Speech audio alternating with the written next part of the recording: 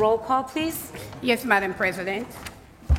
Roll call for Municipal Council regular meeting. I need silence. I'm sorry, I need silence in the audience. The meeting has been called to order. Director Spezial? I need silence. We called the meeting to order.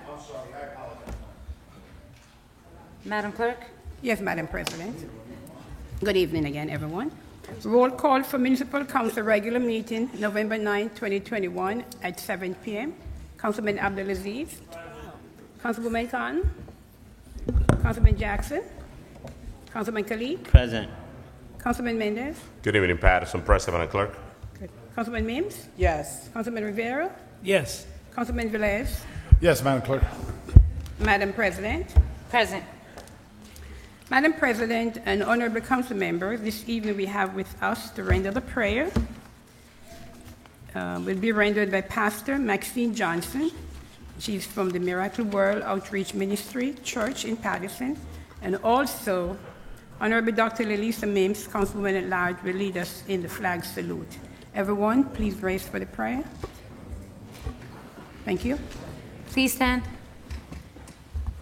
Can we please have that door closed from the chambers, please? Thank you.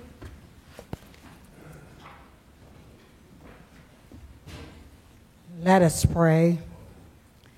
Eternal God and righteous Heavenly Father, we thank you that you are sovereign. We thank you that you are the great I am that I am. We thank you that you are the one that made the heavens and the earth.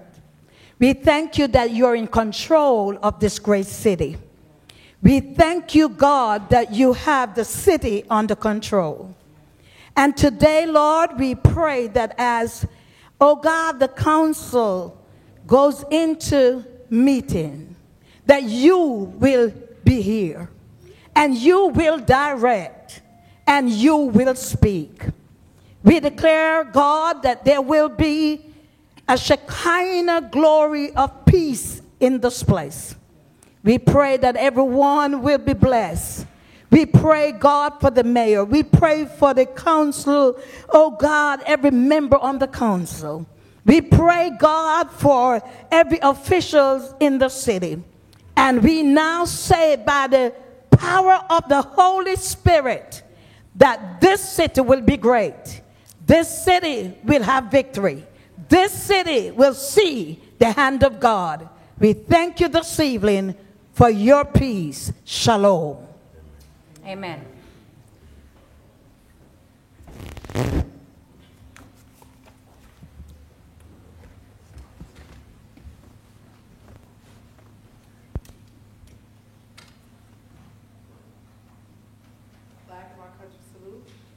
I pledge allegiance to the flag of the United States of America and to the republic for which it stands, one nation, under God, indivisible, with liberty and justice for all.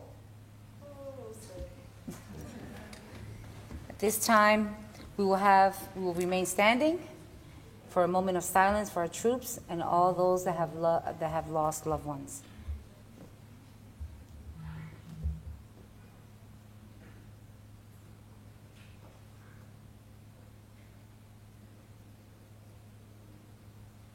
You may have a seat.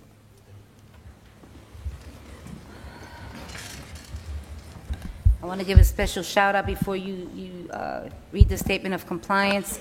Happy birthday, Nancy Greer, if she's here. Happy birthday to my best friend, Jadi, of 41 years. And for all of those that today, November 9th, is their birthday. And any November birthdays at that. Madam Clerk, if you can please read the statement of compliance. Yes, Madam President. Statement of compliance for the Open Public Meetings Law 2021 to 2022. Meeting date November 9th, 2021, time 7 p.m. Adequate notice of this meeting was compiled and disseminated in accordance with the Open Public Meetings Law in the following manner. 1. The annual notice of regular meetings and workshop sessions of the Municipal Council was compiled for the year 2021 to 2022 on or about July 1, 2021. 2. A schedule of the regular meetings and workshop sessions of the Municipal Council for the year 2021 to 2022 was duly transmitted on or about July 1, 2021 to the North Jersey Herald News, The Record, The Arabic Voice, Italian Voice, Passaic County Pulse, Dominicana News, Cascada International, El Especial, the Pattison Press, the City Post News, and Tap into Pattison, in addition to any other publication duly requesting such notices. 3. The schedule of the regular meetings and workshop sessions of the Municipal Council for the year 2021 to 2022 was prominently posted in the lobby of City Hall, first floor, in the place reserved for the announcements of this type. 4. The schedule of the regular meetings and workshop sessions of the Municipal Council for the year 2021 to 2022 was duly filed with the municipal clerk. 5. A copy of the schedule of regular meetings of the Municipal Council was mailed to any person who requested and it paid the fee authorized by the Open Public Records Act. Madam President. Thank you very much, Madam Clerk. You're welcome. Okay, so, council members, at this time, I want you to look at the, actually, I'll take payment of bills. Can I have a motion for payment of bills? Councilman Rivera. Payments for the November 9, 2021 bills list. We have total payments equaling $25,839,073.30, of which $13,829,399.89 is for the county, and $5,086,223 is for the Board of Education. There is no payroll at this time. Can I have a second? Second. Moved by Councilman Rivera, second by Councilman Velez. Roll call, Madam Clerk, on payment of bills. Yes, Madam President. Roll call and payment of bills in the amount of $25,839,073.30. Councilman Abdelaziz. Councilwoman Cotton. I'm sorry, Madam Clerk, but I don't even have my payment of bills in my folder. It's on your, it's on Do what? No, I want to see the paper. here. She doesn't have the computer. Pass for right now, Madam Clerk. Okay, perfect. Councilman Kalik. Yes, Madam Clerk. Councilman Mendez. Yes, Madam Clerk. Councilman Mims. Yes. Councilman Rivera. Yes. Councilman Velez. Yes, Madam Clerk. Councilwoman Cotton. Okay. Okay.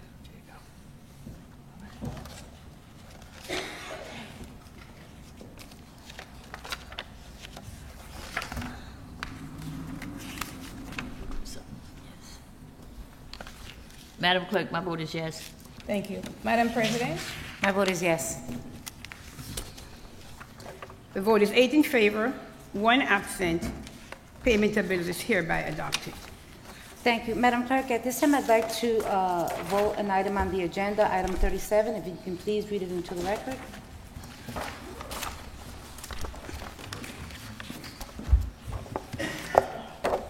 Okay.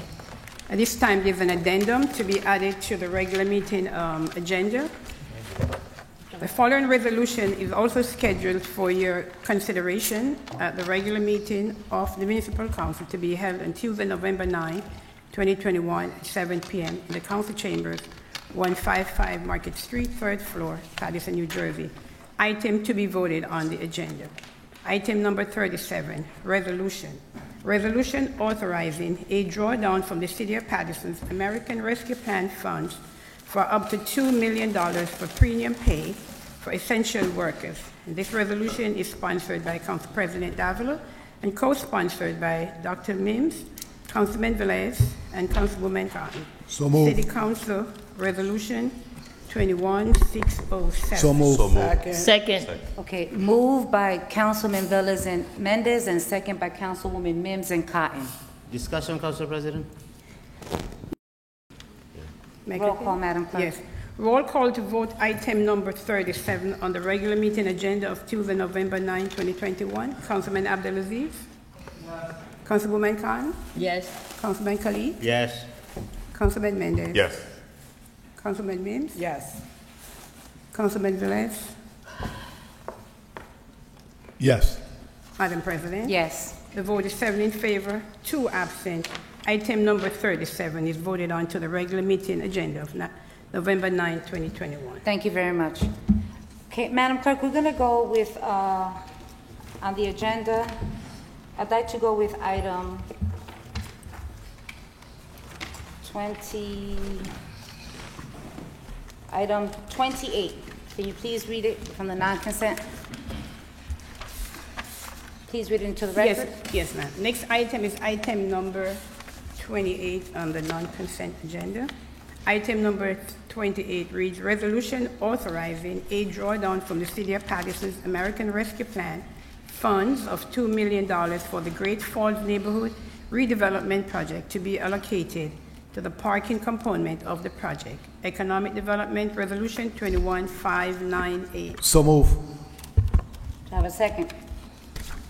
Second, Madam Clerk. Moved by Councilman Velez and second by Council President. Thank you. Madam Clerk, roll call on item 28.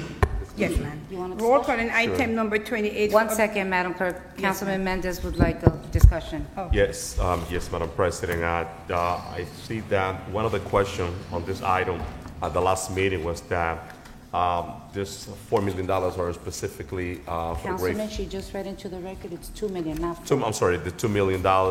The parking authority was involved in this because it's directly to be used by the parking authority, but that was not on the resolution. It was not explained on the resolution. And I see the director of our parking authority, Tony Perez, and I don't know if you would like to comment on this. I mean, because that was a big discussion. And you are very correct, that was a big Councilman discussion, Mendez. and that was never stipulated on this legislation. So that was the biggest concern that I have, that your name was not in this, Director. Okay, so if I may just quickly before you speak, so Councilman Mendez, if you read the agenda, the agenda it says $4 million, and then it says title change has been requested.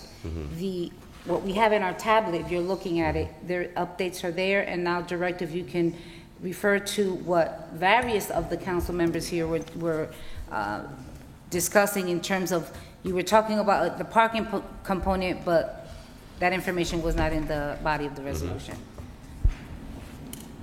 Absolutely, and thank you, Councilman. That was exactly what was brought up at the last workshop with regards to having a higher level of specificity with regard to the resolution. Yes, it was you that mentioned that you want to make sure that we have the parking component be listed. So it is now updated properly. I want to thank Mr. Tony Perez for coming down from the Parking Authority. We're very excited about this project. Obviously, this is a way for us to reduce the potential debt on the project. And so with council support, we look forward to getting this out the gate and really beginning to get those engines revved in terms of the creation of the Great Falls National Historical Park. All right. Mr. Chairman, Council President. Councilman Velez? So, you say that this was was update?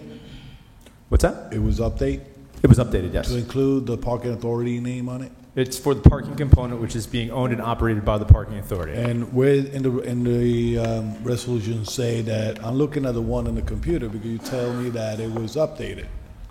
So where in the whereas says parking authority? The title says In the allocated to whereas. the parking component of the project. It's kind of, it's implied because that's one project. This is the thing. Parking authority is a title for me. Is an agency, a statutory agency for the city.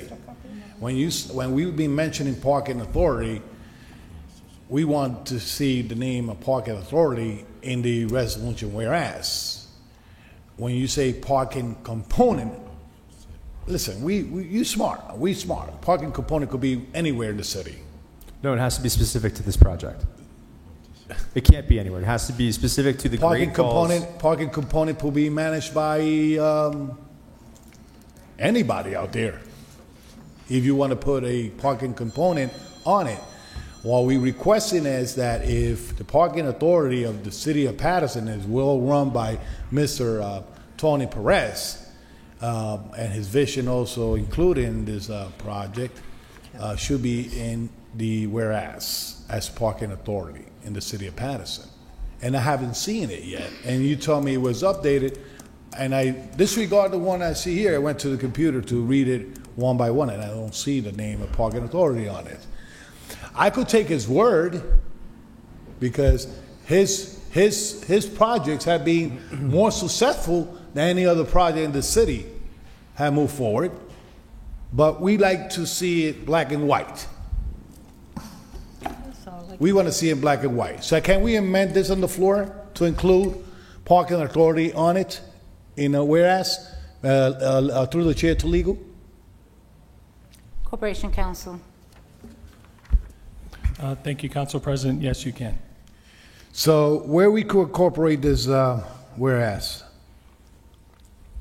If you could direct me. Point of order, The Council resolution's President. title is, the resolution is authorizing a drawdown from the City of Patterson's American Rescue Plan funds of $2 million Okay, I got for it the now. Great Falls Neighborhood Redevelopment Project to be allocated to the parking component of this project. Okay, so we could put it at the fourth whereas, after the project to be allocated to the parking component of say project and the parking authority, after that one? The Patterson Parking Authority? And the Yeah. Patterson Parking Authority. So on the fourth whereas. It's fine with me. Can we put it there at the fourth whereas? Okay, so you're making a motion to the amendment. I mean, you're amending, so you're putting a motion on the floor. Do I Yeah, have a second to add Council the fourth? President? Second to amendment of the four whereas to include parking authority, Madam President. Council President? Councilman Abdelaziz. I'm We sorry. have a motion on the floor to amend. Council Point of President. order. We have a motion on the Council floor to President, amend. We have a point- first and point a of second, order. Council What- President. Okay. Call the what- question here. Councilman Velez, you put a motion and there was a second. Correct. And he can have, if he has a statement, he can make his statement. There's already a motion and a second. Legal, amendment. corporate to council. May I have your opinion here, please? Council It's President, actually the he doesn't. the parliamentary. I want an opinion here. I want an opinion through the Councilman chair. Through Velez, the the chair. person that we need to be asking is Oh, our clerk. Oh, Madam Clerk, sorry. Madam Clerk, may I have Yes, sir. your ruling here, please? There was a motion on the table, a first and second second, to and make an Councilman Abdelaziz interrupt that motion to have an opinion. Can he have the opinion after we do the first and second? Yes, he can, because we haven't started the voting process Thank yet. you But there's very a motion much. and a second, so. Okay. All right. Councilman Abdelaziz. Thank you, Council President. I'm not even gonna entertain this. So just to go back, so we're on number 28. Yes. So there's a motion and second to amend To number add. 28. To add the name of the Patterson Parking Authority into to the 20. fourth whereas. Was there a motion and second to have that discussion? Yes. on that It was item? moved by Councilman Velez and second by Councilman Alex Mendez. And they moved and seconded the current item, and now they're making a motion to amend the current item that they moved and seconded. That's correct. I Yes, just we want have- the we record have to to. reflect That's that. correct. Yes, Madam Usually, President. all right, thank you. Yes, that is correct. So, Council President, may I ask corporate counsel, if possible, to conclude and the fourth whereas in the amendment at the end that says And add the Patterson Parking Authority. allocate in the parking component of say project and the parking, Patterson Parking Authority of the city of Patterson. Corporation Counsel. Thank you, Council President. So is the request that you want, in addition to a fourth whereas, that this money will go to the Patterson Parking Authority, correct? So To be managed through the parking, I on the believe fourth it is. whereas, where it says, as the city of Patterson accordingly seeks to utilize $2 million of the said funds to support the Great Falls Neighborhood Redevelopment Project to be allocated to the parking component of said project, he wants it to add to the Madam Patterson Parking Authority. Madam President. Instead of being parking component, parking authority. Yeah. but- Owned and operated by the Discussion, Patterson Parking discussion. Authority. We're in a Madam motion President. second. May I get the floor, Council President? Now I got more Actually, clarity on this. Councilman Rivera actually Okay. So, asked for the so floor. I understand we go make mistakes, but I repeated this 5 or 6 times at the previous meeting that it needed to say parking authority. I understand we could make a mistake, but we mentioned this. We said we were not going to entertain it. This is how bad it is. We said we were not going to entertain this if he didn't specify parking authority. Councilwoman Mintz was vocal about it, and I was the one who said that he has to stipulate in there parking authority, nobody else. So I don't understand where we dropped the ball. We just wasted, 15 minutes discussing this? I'm sorry, Councilman, we did not drop No, the I'm talking ball, about a okay? meeting. We as a city, when I say we as a city. The administration was fully aware. I guess they were vague in stating, because it does say parking component. It's not the okay? same. So it said, exactly, so Councilman Velez has requested to amend it to add the parking authority's name. That's it. And Council President, It's not- this, wait, wait, wait. and Council President. Hold on Yeah, a minute. Go ahead. It's not, listen, like I said, it could be a mistake. I said it publicly, that these funds were going to the parking authority for the parking component. And we said it several times, and I asked Madam Clerk, and Madam Clerk repeated what the amendment was going to be. And, you know, I want to believe that it was an honest mistake, but I'm just The going to leave it intent at is, that. that, just to be clear, the goal is to do exactly what the council requested. We want to make sure that your requests are honored fully. And so we're happy to amend however the council sees fit. We thought the parking component language was specific enough only because of some of the elements that are not determined yet with all the American Rescue Package items. But if the council wishes it, we will grant So, it. Madam President, so the only issue, if you just leave parking component there, anybody could handle the parking That's what I'm component. saying. Except for We the wanted- fact we- that the parking authority owns the site, so they can't. No. With all due respect, Director, there was a time that we were unclear here who was going to handle the parking component. And I'm sorry to get this tone. I just don't like to play games. If this got on the agenda, it's because we believe this is important. It will be beneficial to the residents in the area. Correct. And we believe that this will be a good investment because the money's not going to a developer, right? And now, that little detail is the most important detail of that whole resolution. That's the most important detail. And Council President also, may I? Council President, may I? Councilman Velez?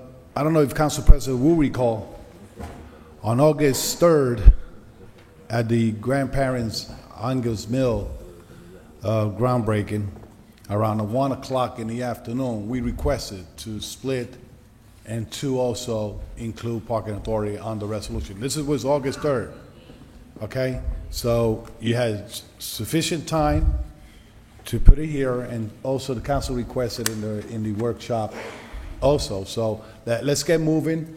Okay. At least it's requested on the floor. It's a first and a second, so we could amend it now. Okay, Madam Clerk, so we have a motion and a second. Yes, with Madam an President. amendment, We do. To add, and can you roll call? Councilwoman Cotton?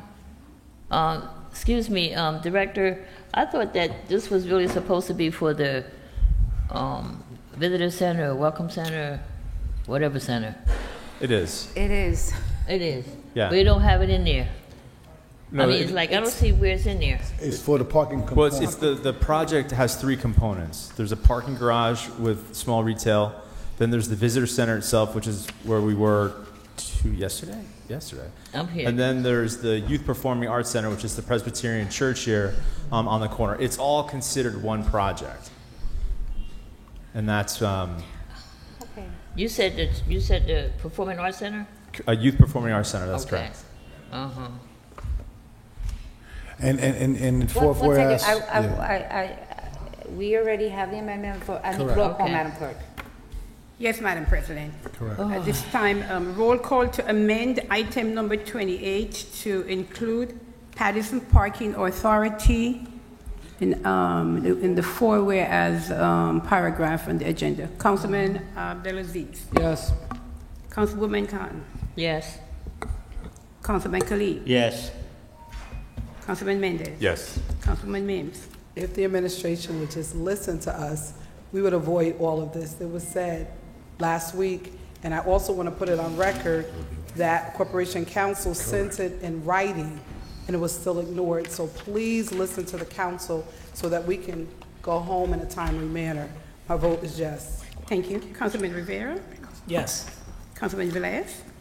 Knowing that it's going to be amended in the fourth whereas, I also, to be sure and guarantee, I want to see it in the title also, okay? Thank you. My vote is yes. Madam President. Yes. You can't say that. Roll call, Madam Clerk. Yeah, 1 second, Council President. The vote is 8 in favor, 1 absent. The amendment to amend item number 28 to include Patterson Parking Authority in the 4th paragraph and also in the title of the resolution is hereby adopted. Roll call, Madam Clerk, on roll- item 28 for approval. Right. Roll call to adopt item 28 as amended. Councilman Abdelaziz. Yes. Councilwoman Khan. Councilman Khalid. Thank you, Madam Clerk. This project is taking too long, and we have invested so much money on this project. And for me to support this, this amount of money, I had to make sure that parking authority is the component of it. And parking authority is owned by City of Patterson, is one of our helping authorities. That's the reason. This money is not going to a developer. I had to make sure. That's why I'm supporting this, and my vote is yes. Thank you. Councilman Mendez. Thank you, Madam Clerk, and I'm going to be brief, but this is an embarrassment from this administration because we all agree that the main topic was that the parking authority was not included on this legislation. And by getting this legislation without the parking authority component, it's shameful. I don't know who they're listening to, but those are the kind of things that we have to deal with. And I would be quite honestly, the community know how I feel about the entire project. We're spending millions and millions of dollars there. And our Pattersonian, we don't have people right there in that project getting the benefit, working on those projects. That's the biggest concern that I have, and I'm gonna continue being vocal about that because it's a shame that we're not taking advantage of all those millions of dollars to support local business.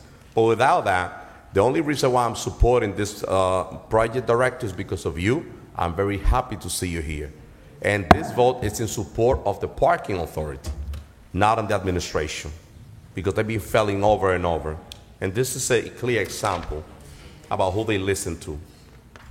With that being said, so we amended on the four-way ask to include, instead of parking component, to the parking authority. And because of that, I will support this. My vote is yes, Madam Clerk. Thank you. Councilman Mims. So let me just put it on record. If anyone I trust that will get their job done is Mr. Tony Perez. And so that's why last week it was very clearly defined. And I know sometimes, Patterson, that it seems a little rambunctious sometimes in the council, but it's really not. We have to make sure that what we're saying is clearly communicated and then is written. Because one thing I've learned, I don't have a law degree, I don't have a ESQ behind my name, but one thing I know that if it's not written, it doesn't work and it won't last. So now that it's written, I want to thank Councilman Velez for catching it, because we definitely have to make sure that the language is what it is, because if it's not here, the check could have went to anyone. So this project, we want to see it in completion. We thank you once again, Tony Perez, for being a partner, and also all of our state legislation for fighting to ensure that we got the ERG tax credit dollars. My vote is yes. Thank you. Councilman Rivera. So I noticed something. If we spend less time fighting and looking for ways to get things done, a lot of things could get accomplished here, right? This entity was created, when it was created, to address the parking need of the city. If we start working with all the organizations, I think yesterday during the budget hearings, or maybe it was the previous meeting, we said we need to start working with the school district and utilizing the resources, working together to address a lot of the issues. And I pointed out a few things that we could do together. We have a parking authority here that we could utilize to address a lot of the parking needs of the city. But we need to work together. So this is an indication by this council that we are willing to work together. As long as we communicate and get everything clear, we're able to definitely make a lot of changes in this city. My vote is yes. Thank you. Councilman Velez. Bear with me for a minute. Tony Perez, you know, your projects have been successful, have generated revenues in the city of Patterson, also have created position and jobs for residents of the city of Patterson. And I cannot expect, and this is the thing that I always gotta say, Council President, and you gotta forgive me if I go a little bit excited here with my comments. We elected a mayor that sit in this side many years. And he knew what the community is looking for in every aspect. So now we elected a mayor to move us forward, not to gamble with the federal money, state money, his way. Now, this is a message to the mayor. If you want something from us, you have to get it our way, the community way. We listen to the community. We sit down. We walk in the community. We listen to their concern. And we come here to legislate towards that community. And I have more boots on the ground that this mayor has, and I adhere to those concerns. Quality of life, cleanliness of the city. And we going to throw the money down the drain? No, not in my watch. Not anymore. So if the Bureau people that care about the city not involved, don't see a vote for me. But if you're going to listen to us on this side, you're going to get our support. My vote is yes on this. Madam President? I think enough has been said. I am ready to see some shovels on the ground.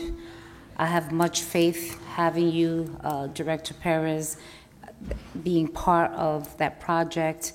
You know, there was a beautiful ceremony yesterday celebrating the 10-year anniversary of the signing of the Great Falls and the designation. And with that, there were so many people there who discussed this project, all and different entities within that project. And so I'm just looking forward to putting some shovels on the ground like yesterday. I'm a firm believer that when we work together, okay, we can get things done. It is not our way, and it is not the administration's way. It is the people's way. So with that said, my vote is yes. Thank you, Madam President. The vote is 8 in favor, 1 absent. Item number 28 is hereby adopted with the amendments. Council President. 1 second. One second. I'm on a roll with the agenda and how I'd like to follow it, okay? So with that said, I'd like to take item number 29, which is the drawdown from the ARP monies of $7.5 million for River Street sewer and road resurfacing. Madam Clerk, item 29. Yes, Madam President. Next item on the non-consent agenda is item number 29. And item number 29 reads, Resolution authorizing a drawdown from the City of Patterson's American Rescue Plan funds of $7.5 million for River Street sewer and road resurfacing. Economic Development Resolution 21599. Move it. Second. Moved by Councilman Mendez and second by Councilwoman Mims, Cotton, and Velez. Madam Clerk, we've discussed this. We're ready for this. Roll call on item 29 for approval. I'm just like, I'm not saying just yes, no. Roll call, Madam Clerk. Yes, Madam President. Roll call on item number 29 for approval. Councilman Abdelaziz. Yes. Councilwoman Cotton. You know, he's sitting here next to me and telling me just to say yes, but you know what? I've been 9 years sitting up here waiting for River Street to get done. 9 years. Waiting for this project to get done. Go ahead. And you want me just to say yes? And I want to say to you all out there that's in that area, I mean, it's horrible. The only thing that I'm concerned about is that the River Street is still a truck route, and it's a truck route. So they're coming off Route 20, they're coming down River Street to the transfer station over here on Straight Street. Now, if they're not going to put this street right that can handle them loads coming in here with the garbage, but just to get started with this River Street for 9 years, I've been sitting here, and you know, finally, and you know, the sad part about it is that it took COVID to happen for a lot of stuff that's happening now with the extra money coming in here to the city. And it's sad that a lot of lives was lost because of that. But we are starting to get some money and see some things to get done. So River Street people out there, 9 years. It's been a long time. Madam Clerk, my vote is yes. Thank you. Councilman Kalik. My vote is yes, Madam Clerk. Councilman Mendez. Thank you, Madam President. The entire city of Patterson has been waiting for River Street to be fixed. Yep. The entire city of Patterson, it's one of the streets in the worst condition. And this is the best way to spend this money from COVID, those money to make sure that we improve our roads. My only advice and concern is that let's make sure that after we fix River Street, not having those companies to opening the road again, like what happened with the East 42nd, that a week after it was totally repaved after 40 years, then we have a private company that came in and open the road again. So please, let's avoid that. Let's plan accordingly, and I'm excited for this vote. So my vote is a super yes on this item. Thank you, Madam President, Madam Clerk. Thank you. Thank you. Councilman Mims? So, River Street, I haven't been on as long as Councilwoman Cotton, but I do agree, we all drive in that area. One thing about River Street, it encompasses 3 wards. The 1st ward, the 3rd ward, and the 4th. Yep. So if you're going on River Street, it encompasses all 3 of those wards. So you have people that are complaining from across the city line. It's not even potholes, they're craters. So when you're riding over there, my kids call it the Dukes of Hazzard. So we're like going through the holes and around the bend and all that stuff. So I'm really excited to see that the money is being drawn down on, but I'm gonna put it back on the record, and I know we've hired some management specialists, but Madam BA, before I vote, I'm going to ask that we get a project manager in the city of Patterson and eventually a PMO office in the city to ensure that when we have all these projects that are being done, that we have professional and certified oversight on all of these projects. Engineers and project managers are two different professionals, and so I'm going to put it on the record once again. We know what happened on East 42nd Street when the road was paved and they didn't do a good job, and there was a big sinkhole in the middle of the road after they were completed. So with that said, Patterson, you've been asking for it, and now you've got it, like Toyota. River Street will get done. My vote is yes. Thank you. Councilman Rivera? So, when I took office, many years we hear council talking about River Street, and I sat down with the BA, she's here, and the previous BA, Von McCoy, and I said, look, I understand, at the time, I think the cost to fix River Street was about $6 million, and it was because, $7 million, and it was because of the sewer situation that we have there. And that is a large amount of money, you know, especially if we're going to put it in our capital plan. So what I told him, what I said to the administration, what I expressed was that it would be irresponsible for us not to address it. Not to address it because of the cost associated. It is a heavily traveled street, and it needs to be done, even if we have to put it, you know, put $2 million aside every year in the capital plan. But like I told the mayor one time, the COVID has been a financial blessing. And let me repeat, a financial blessing. I don't want somebody quoting me saying that COVID was a blessing. No, this situation is a financial blessing. And the first conversation when we met, we all had the opportunity to meet with the mayor to talk about the $63 million. And this is one of the things that I asked him to put on. And the BA is right there. You could just ask the BA. This is not about getting credit. It's about getting things done. Getting things done. We talk about it all the time. Spent many years watching council meetings and hear the same complaints all the time. But no, you know, bringing solutions is the hardest part. Anyone could point out the problems that we have. And that's what I want my colleagues to continue to do. Alan Delacies and I always joke around because we're always finding ways, and I say him and I because we talk often, try to find ways to, you know, address a lot of the issues. But I'm glad this is in the works, and my vote is yes. Okay, Councilman Velez? So a lot has said who wants River Street. We all know. So my time is to give thanks.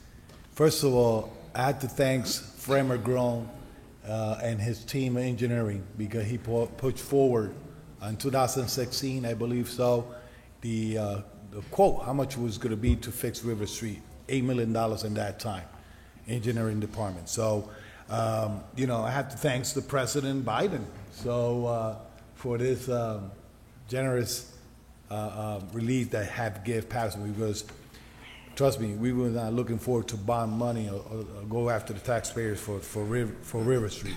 So it's a process. Now we have this resolution. We identified the funding. We identified the project. Now comes the bidding process. Hopefully we have a successful lower bidder on it. And making sure that it's fall on schedule with all the utility company before they put blacktop on it. So making sure we don't lose that money down the drain, the river. So my vote is yes. Thank you. Councilman Jackson, we are voting on item number Thank you, Madam Clerk. 29. I'm well aware. I appreciate it. You're welcome, sir. I was going to endow you with a simple yes vote and keep it moving, but I feel compelled after hearing such passionate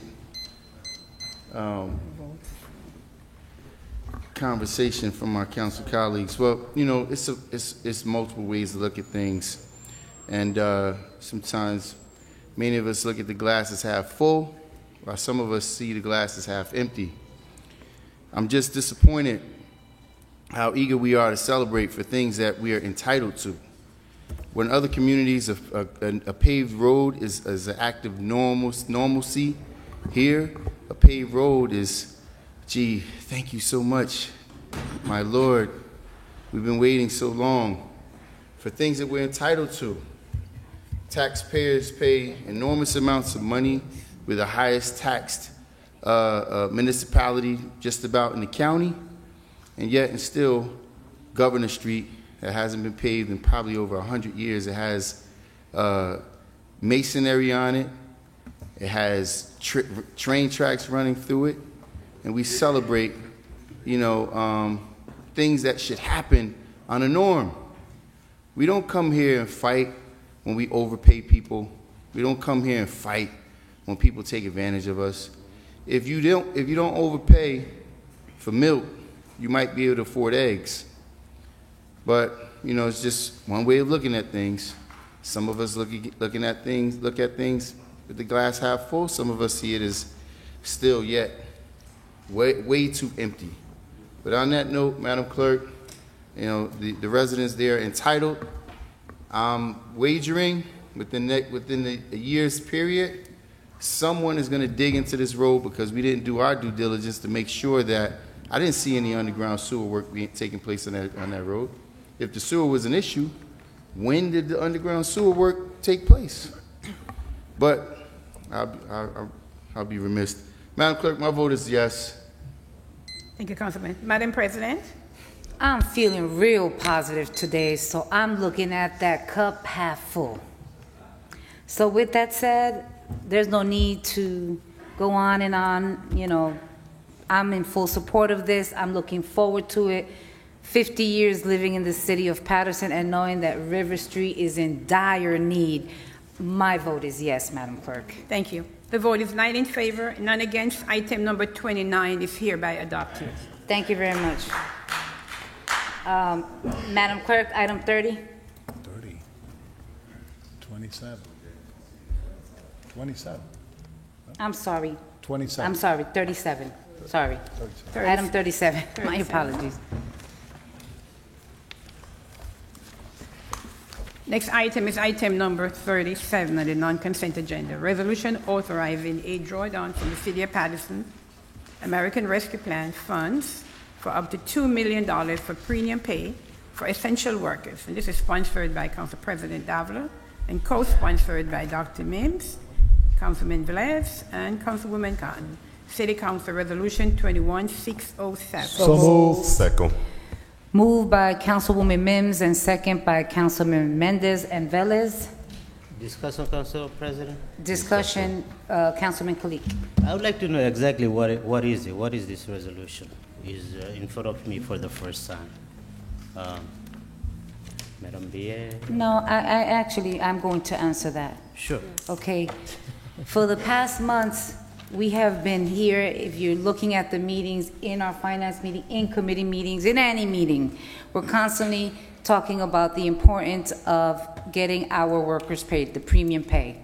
And so the administration has constantly been discussing and saying, you know, we're trying to work it out, but we need to hire this consulting firm, and there's been a back and forth. I wanted to make sure Okay, some may call it a feel-good. I'm going to call it commitment from the administration to make sure that at least it's up to $2 million. It may be less, it may be more, and then they'll have to come back. But I wanted to make sure, and along with some of my colleagues that agreed, that at least the administration, through a resolution, in good faith is saying we are putting this money aside. Not showing it to me in a little grid with a nice color, but now in resolution format that we can move forward. So Councilman Kalik, that is the reason why. Council President. Yes, I agree. I'm not done. Councilman Kalik. So it is a good field resolution, correct? That's what you're stating? I didn't hear what you said. I said, so it is a good field resolution. Is that what you're stating? No, that's Madam not what I President? stated. I said some may think that it is, and you're entitled to your opinion. What I am saying is I wanted some commitment from the administration, Okay. so that way, if I'm going to support $2 million to go to a project, I'm going to make sure that they've put some money aside to make sure that our workers get paid. Madam BA, have you calculated how much this premium pay is or will be? Council President, Madam BA. thank you. We have put some estimates together, but we haven't done our final calculations because it's a quite complicated process. So does this guaranteed that you're going to put this money toward premium pay, this resolution? Yes, and it's something that we have been saying all along, that we have put this money in, if we think about it, we have put this money aside for a calculation to go for premium pay. But without this resolution, can the administration pay the premium pay? I think for all of the spending of the ARP dollars, we need to come before council to do that. So at some point, whether it's at the point where we have the calculation or at the point that we appropriate the money, it does have to come in front of council. Every project that you will do in the future from the ARP money has to come in front of the council. Correct. And in part, it's because we'll be awarding contracts for engineering work, design work for River Street, or we'll be awarding subrecipient grant funding that's going to a partner agency, et cetera. Okay. Thank you, Council President. Madam. Thank you very much. you, Councilman Madam Mendez President. and then Councilman Abdulaziz. Thank you, Madam President. I think that, Madam President, I don't think that people don't believe that this is a feel-good resolution. This is a real resolution and a real conversation. We've been mentioning this for month, meeting after meeting, that we have so many people that put their life on the line, putting their family at risk, working through this pandemic when so many people from the administration were home, working, just online, working remote from home. We have so many people, men and women, that put their life on the line. So, and this is a responsibility. This is a moral responsibility. Now, my request is, I'm at this moment, I'm challenging the administration to take this as a priority and set a team from the Finance Committee to identify. They have the information of the people that work during this pandemic. They know how many people work in the field. They got the time, the hour. Calculate those, put those numbers together, and I want you to come back, Madam BA, to this council and let us know if $2 million is enough or if the administration need additional funding to cover and pay all those employees once and for all. That's my formal request to this administration and specifically to you, Madam BA. Thank you, Madam President. Councilman Abdulaziz. Thank you, Council President. So I just want to correct something that I think was, that I want you to clarify, Madam BA. If this is sponsored by Council President, co-sponsored by Dr. Lisa Mims, Councilman Louis Velez, and Ruby Cotton, you're saying, which I've never seen this happen on the council, if this item passes, which I think is a worthy cause, resolution, you're saying that you have to come back to the council for approval to pay these individuals? That's not the case. Well, let me clarify, and maybe I'll turn it over to the CFO in particular to talk about. There's going to be a process, the mechanics of actually appropriating the money that would go to each of these efforts. So similar to how we voted tonight to support the River Street project, we're going to have to pass a bond ordinance to bring the money in to then appropriate it to award the contract for the RFP.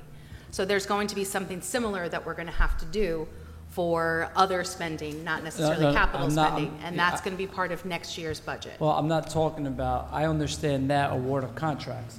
This is a simple, not a simple, but this is us allocating $2 million for hazard pay, let's call it what it is, right? For hazard pay, and then you guys pay them. That doesn't come back to the council. We don't authorize payments or that nature. That is administrative function. So let's not compare this to contracts. If I can just have the CFO clarify the part about bringing the money into the budget. Yeah, I believe Madam B is just speaking about bringing the money in. So the way we bring the money in does have to come back to council, the way it was set up by the Right now, if we draw back, we're drawing this $2 million from the ARP money. You guys could now start paying? No, we have to take the money in. We have to take the money in first. Correct. So what's and this that has to come back to council. But does that, when you take the money in, it'll come in one lump sum, correct? Correct. All right, so this is why I can't support this resolution, Council President, my council colleagues.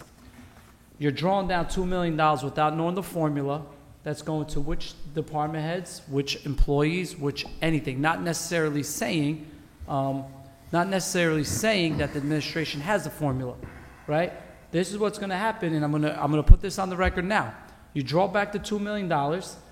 They give hazard pay to employees that you may not agree with, and then these lower salary employees come to the council and said, this person got $2,000, well, I got $600 because I was on the back of the thing. We don't know this. That's not correct. What I have in front of me, Council President, and this is my opinion, what I have in front of me is just a drawdown for $2 million to give the administration to pay hazard pay. How much, Madam BA, how much hazard pay would our DPW employees get from this $2 million? I don't know that yet. Okay. Councilman. Madam, how much hazard pay does the health department get?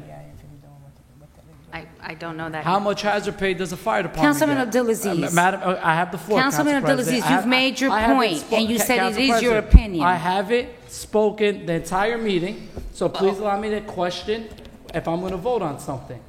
You already said you're not supporting it. So I'm going to ask some more questions. I have not spoken the entire meeting. So once again, Madam BA, with this $2 million, which I support hazard pay, but I know what happens in this city. We saw what happened years ago when people got payments from FEMA. We don't know what the allocations are. People are going to be disgruntled. We're going to have disgruntled employees, and the administration is going to look at us and say, well, you approved this drawback. Council President. Thank you, Council President. Council President. No, Councilman Velez had then Mims, Cotton, then Jackson. So, Actually, before you say something, yes. Councilman Velez, if I may, I put it on record. We have been over and over again. If you watch the meetings, you see who here has always, pumped the brakes when it comes to hazard pay. I understand what my colleague is saying, Councilman Abdulaziz. I wanted to make sure that this administration put that money aside, and it is up to $2 million. He is correct. He asked her 4 times the same question on different departments. The reality is that this administration does not have that amount yet. All I wanted to do, and with my colleagues, we spoke about it, is to make sure that this administration puts that money aside. My God, every single day I have employees that come up to me every single day. When are they going to take some type of action? At least now they can say, okay, so some money is put aside, specific that is going to go to the hazard pay, to employees. And yes, we don't know what amount. Every person is not going to get the same amount. That is correct. And this is why we need to move forward, okay? And we have to hire a consultant. I think we should hire a consultant because that way it could be done correctly. So those issues that happened many years ago does not happen again. Councilman Velez? Thank you, Council President. On March 11, the President of the United States honored us with this 64 point something $million. March 11. If you look at the record, at the fine record that we have in Channel 77 and Tenographer up there, I asked the BA how much money we had received from the 64 million. She said we received some, but not all. So that means they have at least half of it in the bank. So they already identified the money. Not only identified the money, they also identified the cost to use that money. In the fourth whereas says such work is still increased risks by involving regular or in-person interaction of regular physical handling of items that were also handled by others, ID and page 4647. 4647 is not here, but that means they ID. They know the purpose. They know where's the money going. Okay? So what I'm a little bit worried about this is in the last now, therefore, after the last whereas, it say number 1, I draw down up to 2 million and hereby authorize the premium by paid essential workers when the premium paid should be distributed only after the third party had verified all aspects. And you know what I'm worried? They was trying to give $780,000 to a company to manage and to look into what they was going to do in that plan, how they're going to distribute, right? So now they got against the wall, all right? So if I want to put a little bit more teeth into this, the same way from March, they receive it in July, some of that money, I would like to put a cap day on it, to be before December 31st, 2021. And then you, administration, will put your energy, all right, and not say this difficult tax or it's difficult this or difficult that. You already identify, you know where the money coming from, you know who are the people that are going to take it. So I would like to put before December 31st of 2021, those employees have to be compensated with hazard pay. That's challenging the expertise of administration. That is challenging them. So I want to do a motion on the floor at this time to do before December 31st, 2021 to be expedited in that day, before that day. Councilman Velez. It's a motion on the floor. No, I understand it's a motion, and I'm not sure that you'll get a second, and I'm going to tell you why. At least I'm challenging. No, that's okay, and that's what we're supposed to do here, and we have to respect one another, right?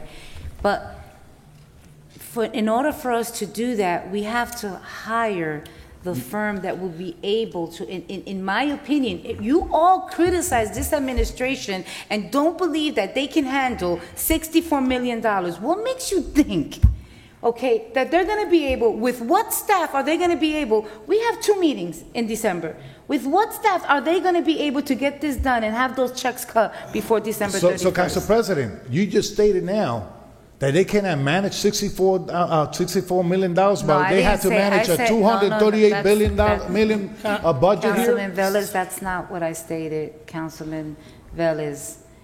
In order, come on, we have never had this amount of money, all right, and it should have a consultant firm, okay, tell me, you know what's so interesting? Nobody here can actually tell me, nobody in this dais, okay, can pick 2 people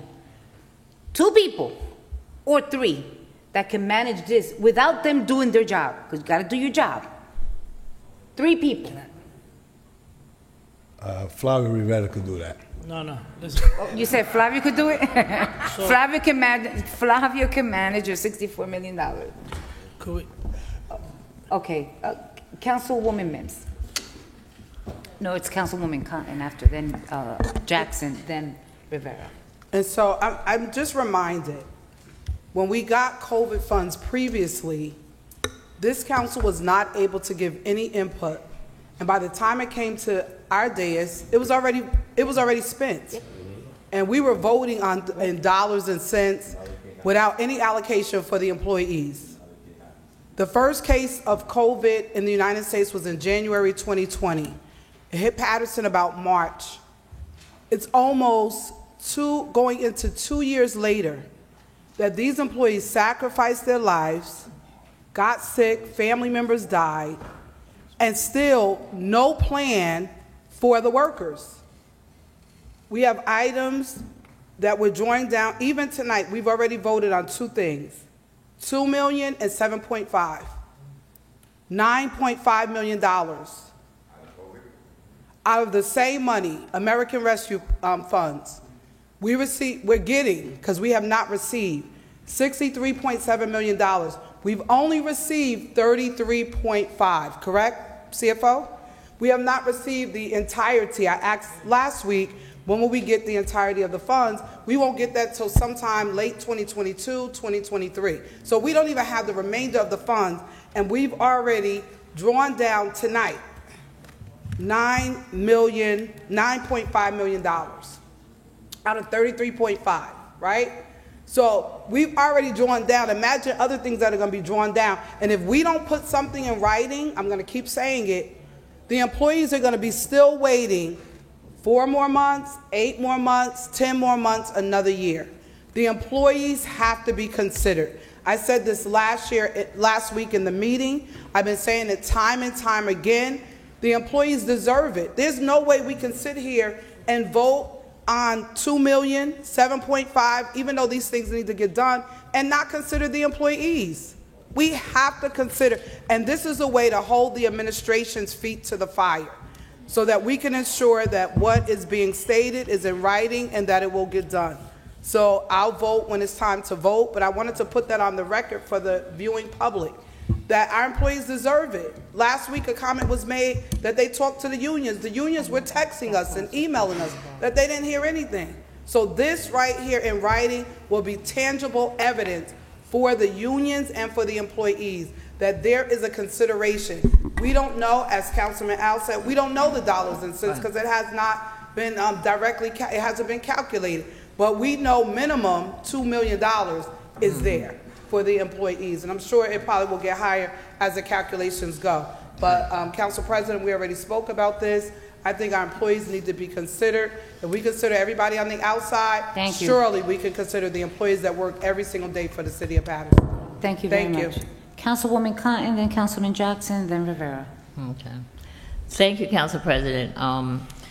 You know, when the money first said that they were coming in, you know, everybody went downstairs who wanted to go down to say what they would see, like what they would like to see how it would be spent. I believe most of us said we have to give something to the employees. They deserve it. We have employees that did not miss a day during COVID. Let me tell you, COVID really started in 2019. But you know what? We had a president in 2019 who wanted to still do Christmas. He wanted to still do New Year's. He wanted to still do Super Bowl in 2020. And it started hitting, people were actually sick in November and December of 2019. That's correct. They were actually sick. Nobody knew nothing. That's Nobody right. knew what it was. Doctors didn't know what it was. So all of a sudden now we're in 2020, and March is when, which they knew all along what was happening. The government is now giving money to people who family members suddenly died. You know, it's okay if you had life insurance, but we'll give you $17,000, $15,000. That's nothing for a life that was lost, for something that could have been prevented. That they knew that this was happening, but of course they wanted everybody to make money. We had a whole department here for the city of Patterson who was out with COVID. And so not to even consider, we don't know exactly what it's gonna be, but at least we're saying we wanna put something on the side to make sure that you get what you deserve to get. You know what? Family have lost 4 or 5 uncles at one time, lost mothers and fathers and grandmothers and grandfathers.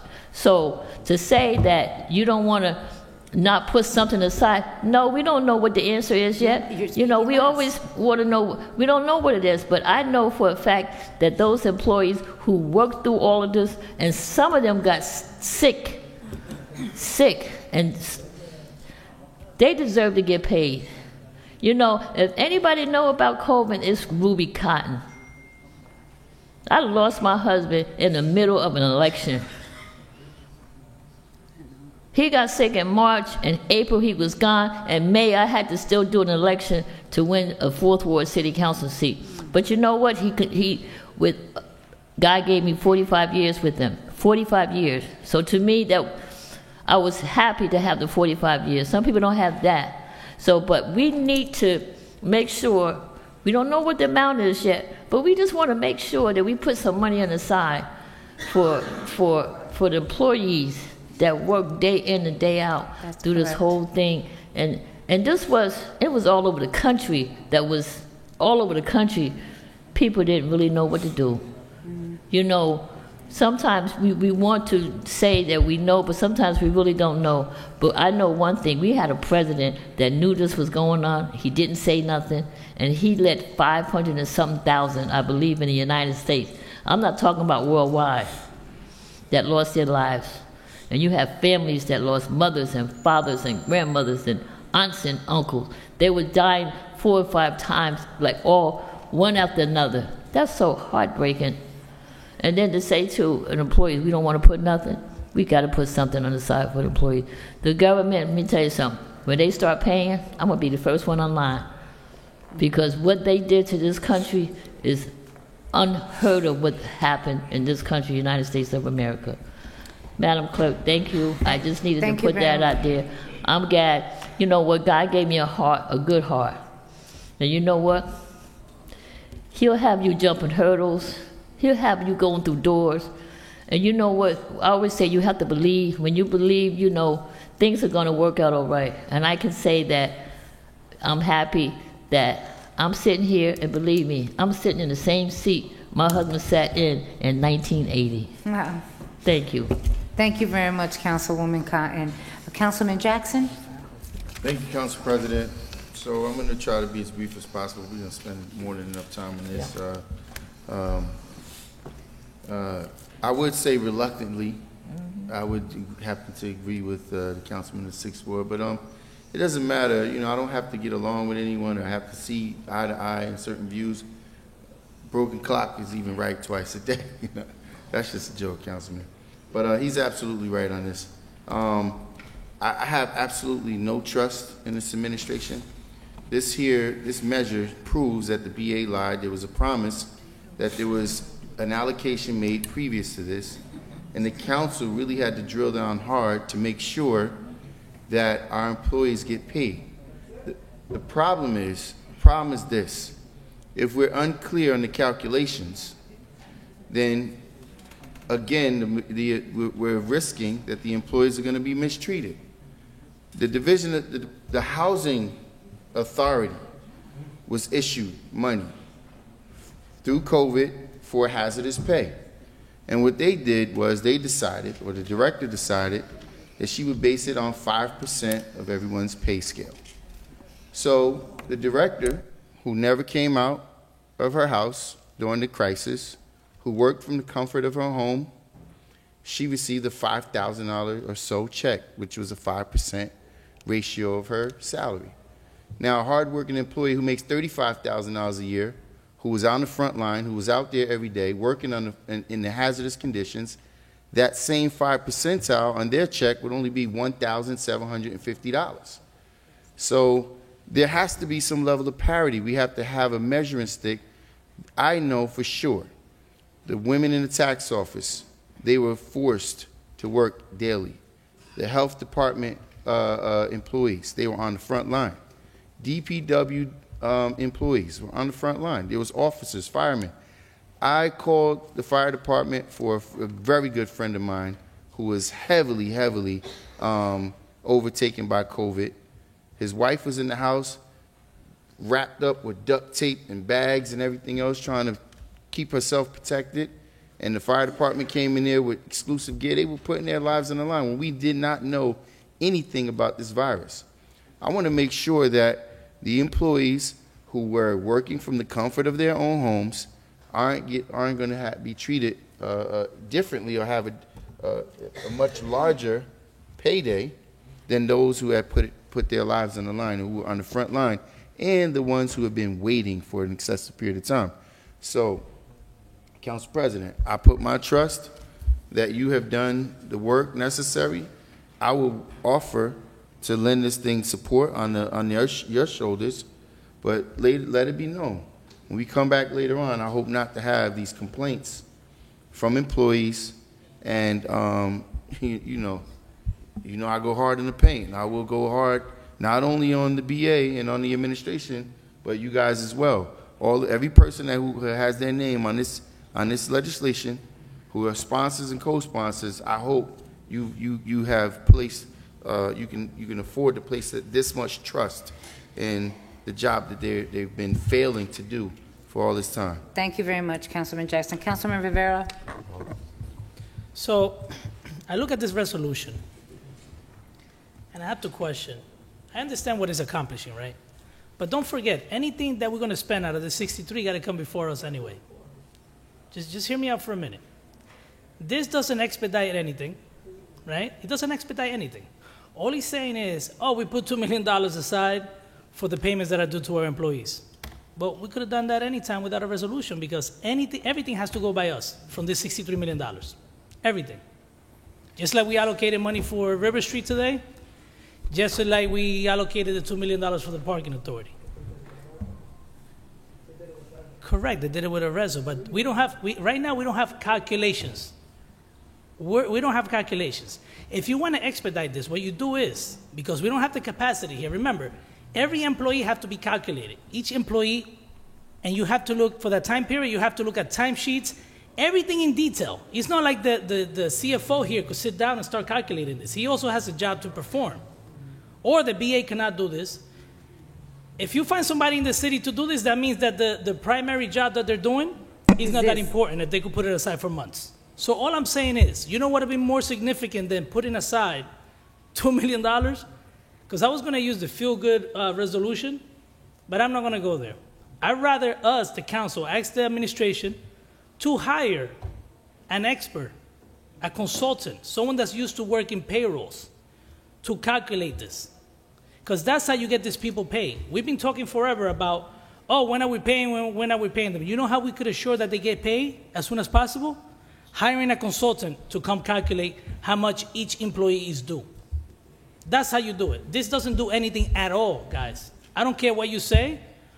All this does is, okay, yes, we make sure we put $2 million aside for when the administration decides that they're going to calculate this for you. That's just, some people don't like it because I tell you how it is. I could just vote yes and say, yes, these people got to get paid. It is unbelievable. But, you know, I'm not here to play politics. I'm here to tell you, how, you know, like it is. So my recommendation is, yes, this is going to pass tonight. But, Madam BA, this is going to pass tonight. This doesn't do anything for anybody. This is just a feel-good resolution at the time. Because right now, you cannot even pay one person. You haven't calculated anything for anybody. Am I correct? Just shake your head, yes or no? Okay, that means yes. We have not calculated anything that's due to any of the employees.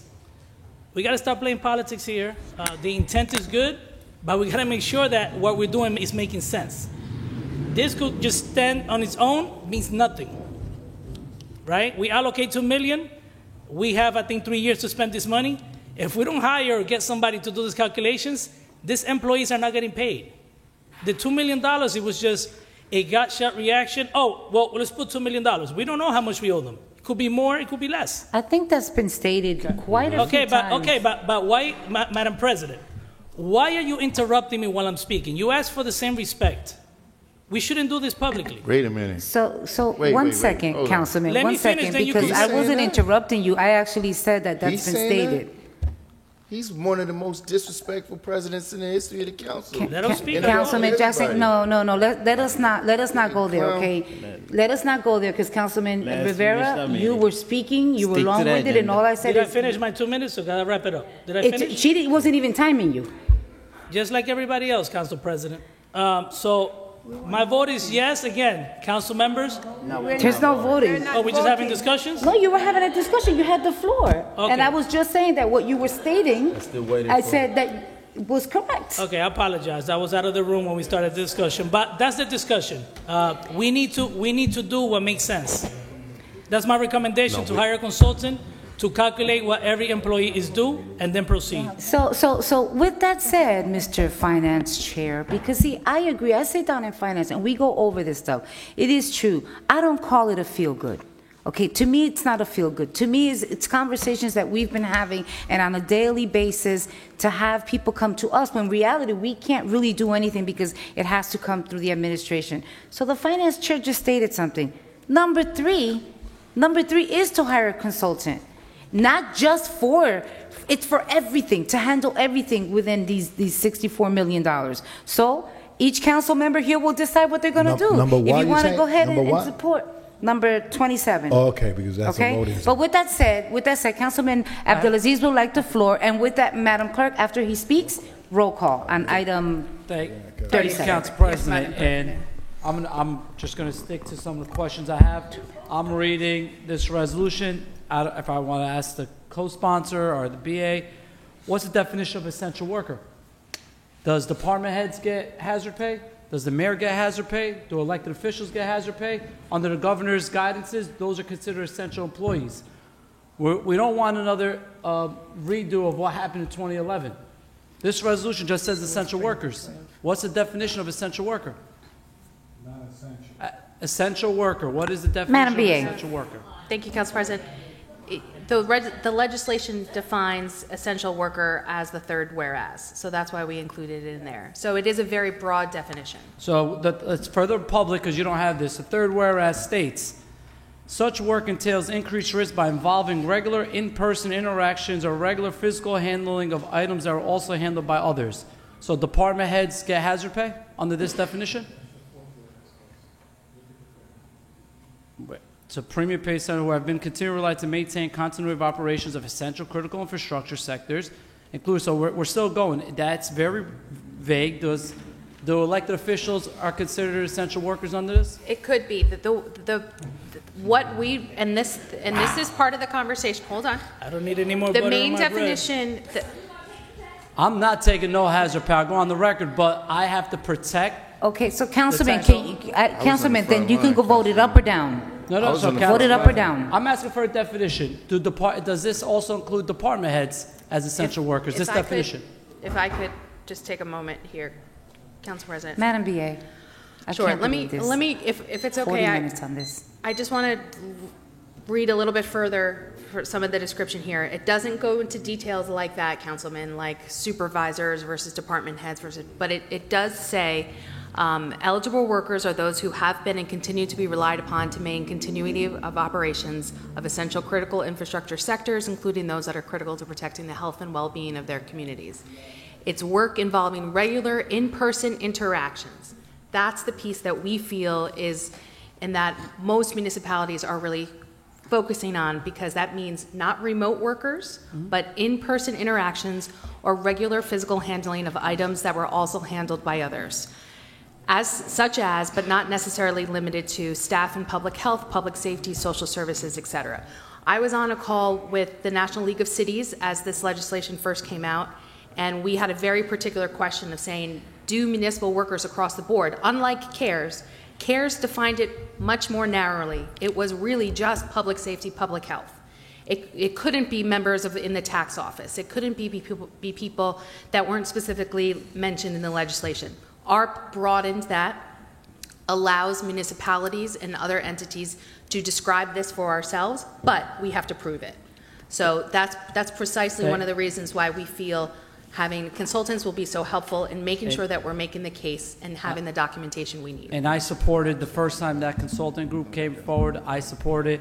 Once again, very broad, $2 million. We just had an item in front of us where we amended it to give $2 million to certain entities so it's not controlled, right? We're drawing back $2 million for a broad disbursement of essential workers. I support hazard pay, but this is the classic definition of what happens in the city of Patterson. We're putting the cart before the horse. We should have had the consulting company come in first. We voted it down. They would have came to us and said, here's the formula. Every other agency, probably in the state of New Jersey, will tell you, when the Housing Authority approved hazard pay, you knew how much every person was getting when they approved that resolution. That's all I'm asking.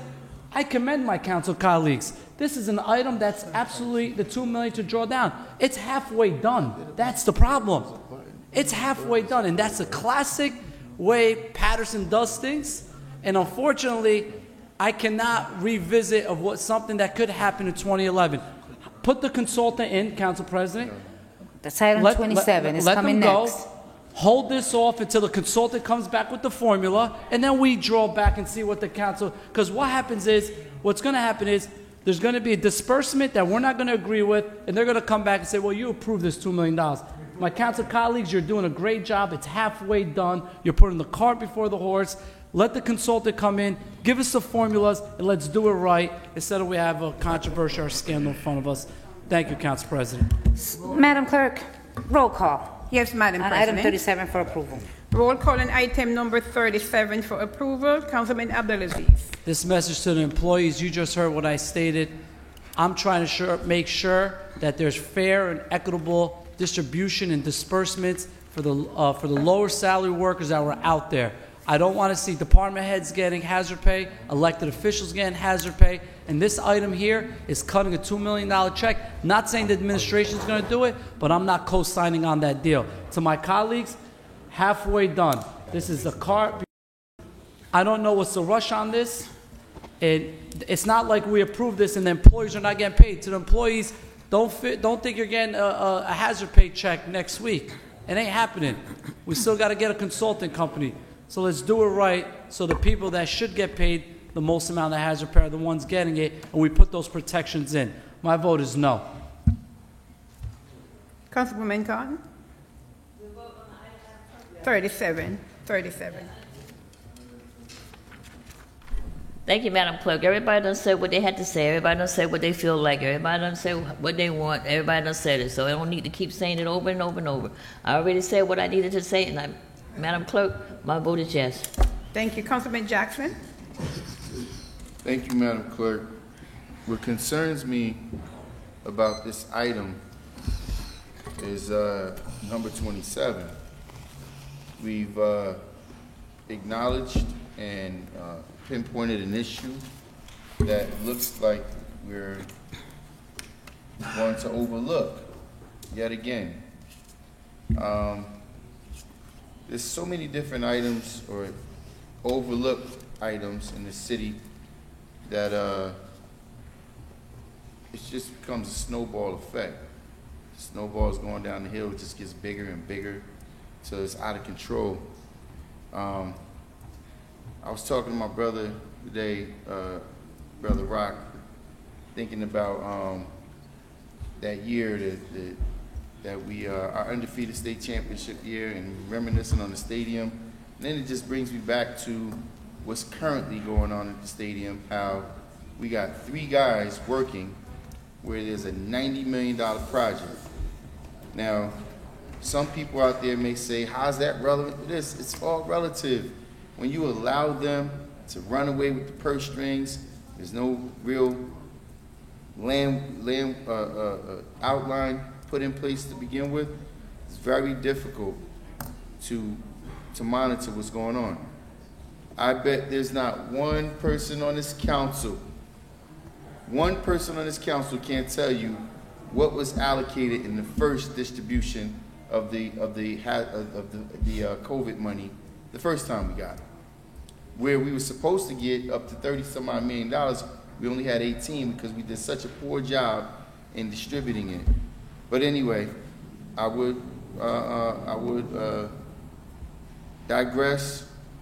Everyone knows I normally take hard stances, but I'm gonna put my trust and faith in Council President. Obviously, something is milling that I'm not aware of, and I'm gonna support this item with the hope that everything is gonna go in the right direction. My vote is yes, Madam Clerk. Thank you. Councilman Kalik? Thank you, Madam President. This resolution does not guarantee the employees getting hazardous pay. And we spoke about essential workers. If administrations think the mayor, the department head are essential workers, if they want to pay them hazardous pay, hey, let them. Let them pay. But like Councilman Jackson said, we'll put the faith in our administration, make sure that our DPW workers and health and human services workers, they get paid.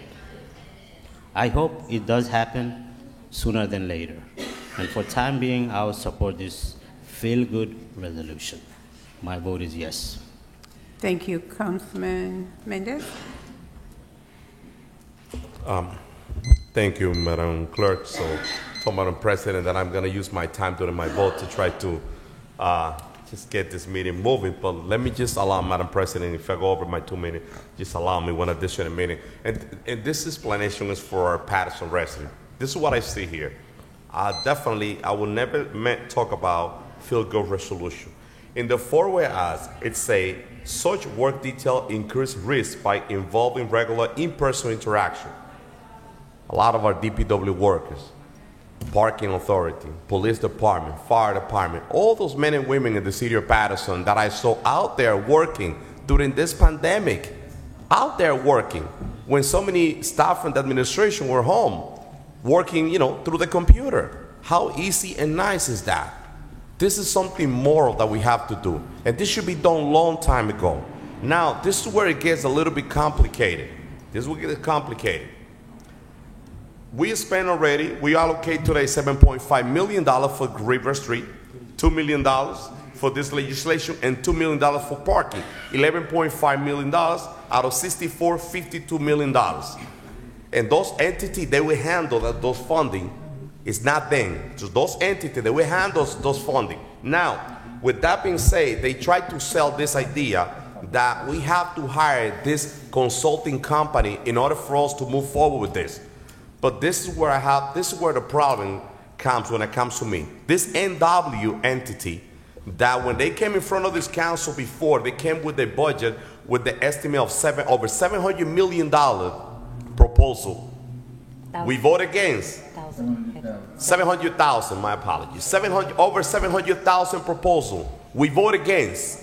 So we move it back. They came back now with 500,000. They never went out for a bid. This should be investigated. This is the first time being sitting here. I was 4 years as a councilman at large, and now I'm as a councilman of the 3rd Ward. This is the first time that I see an administration that is insisting so much and doing almost the impossible to hire this NW consulting company that is really tied to the mayor, that everybody knows that they donate $138,000 to a PAC, and that PAC donated money to the mayor's campaign. Please, let's do the right thing. The perfect idea will say, you know what, let's go out for a bid. Let's go out, let's call everybody else, let's go out for a bid. Oh, let's hire somebody, an expert, to take care of the payroll, but let's do things right. So they came back and they forcing us to hire this company that is really tied to the administration, donating money left and right to the mayor's campaign. And I'm gonna say this over and over. I don't agree with this. I do believe that this administration, they could do this job. They manage millions of dollars through COVID, through the Board of Education. We even purchased hundreds of laptops to the Board of Education. There's millions of dollars, and they did the job. So, and plus we have a $300 million budget, and you're gonna tell me that they cannot manage $64 million. Knowing that we already distributing funding to different entities, and they're gonna be in charge of those funding. So you're gonna tell me that we're not gonna be able to do this hassle pay because we're not hiring this mayor's of best friend? I just don't agree with that. I'm supporting this legislation, and I'm encouraging my colleague to look into resolution number 27. This has to be investigated. If you want to do things the right way, let's go out for a bid again. Councilman Khalid may make a recommendation at the last finance committee meeting. Why we don't hire an expert that come in and handling a specific job? Why do we need to hire this specific company, knowing the relationship that they have with this administration? Councilman? I'm just, it's just frustrating what I see here. I hope that somebody investigate what they're doing, because in my eyes, it doesn't look right. This is not a feel-good resolution, Madam President.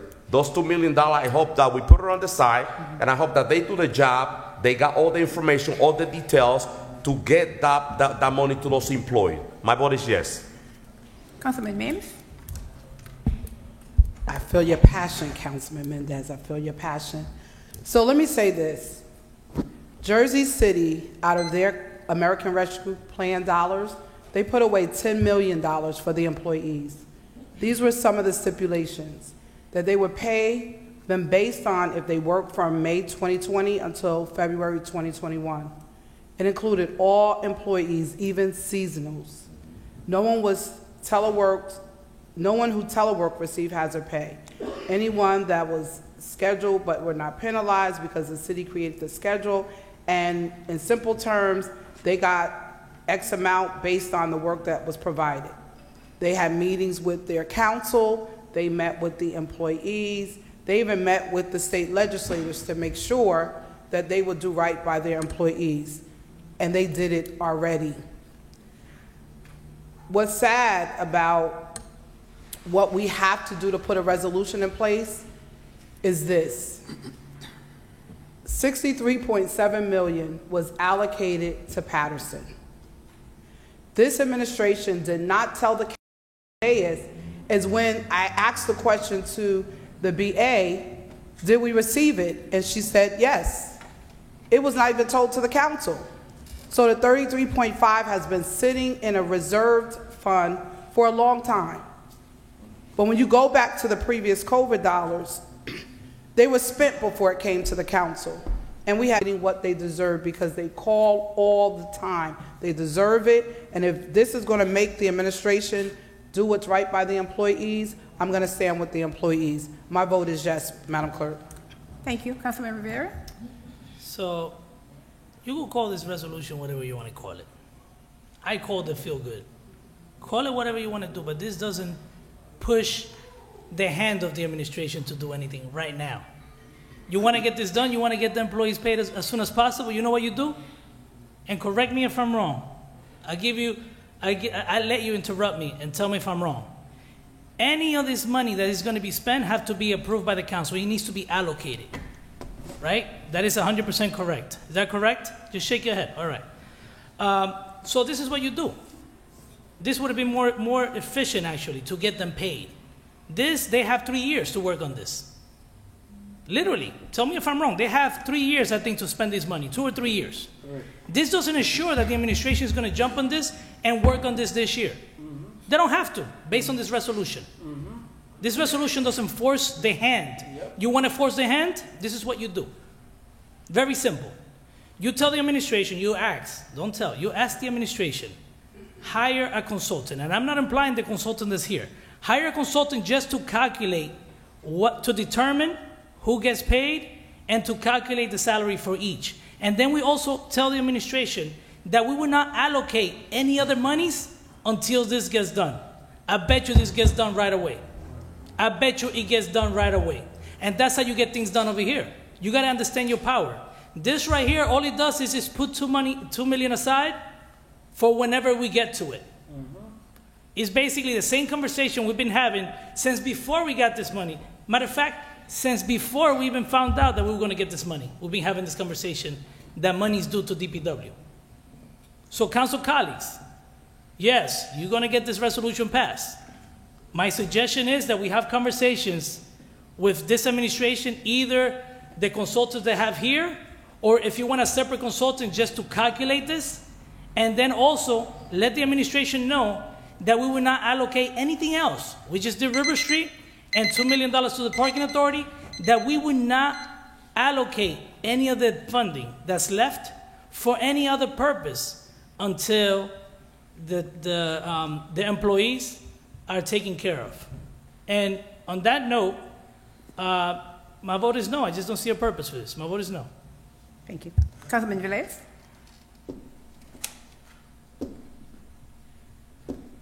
Passes. Nobody had passed, so. Well, I don't want to mix apple with oranges.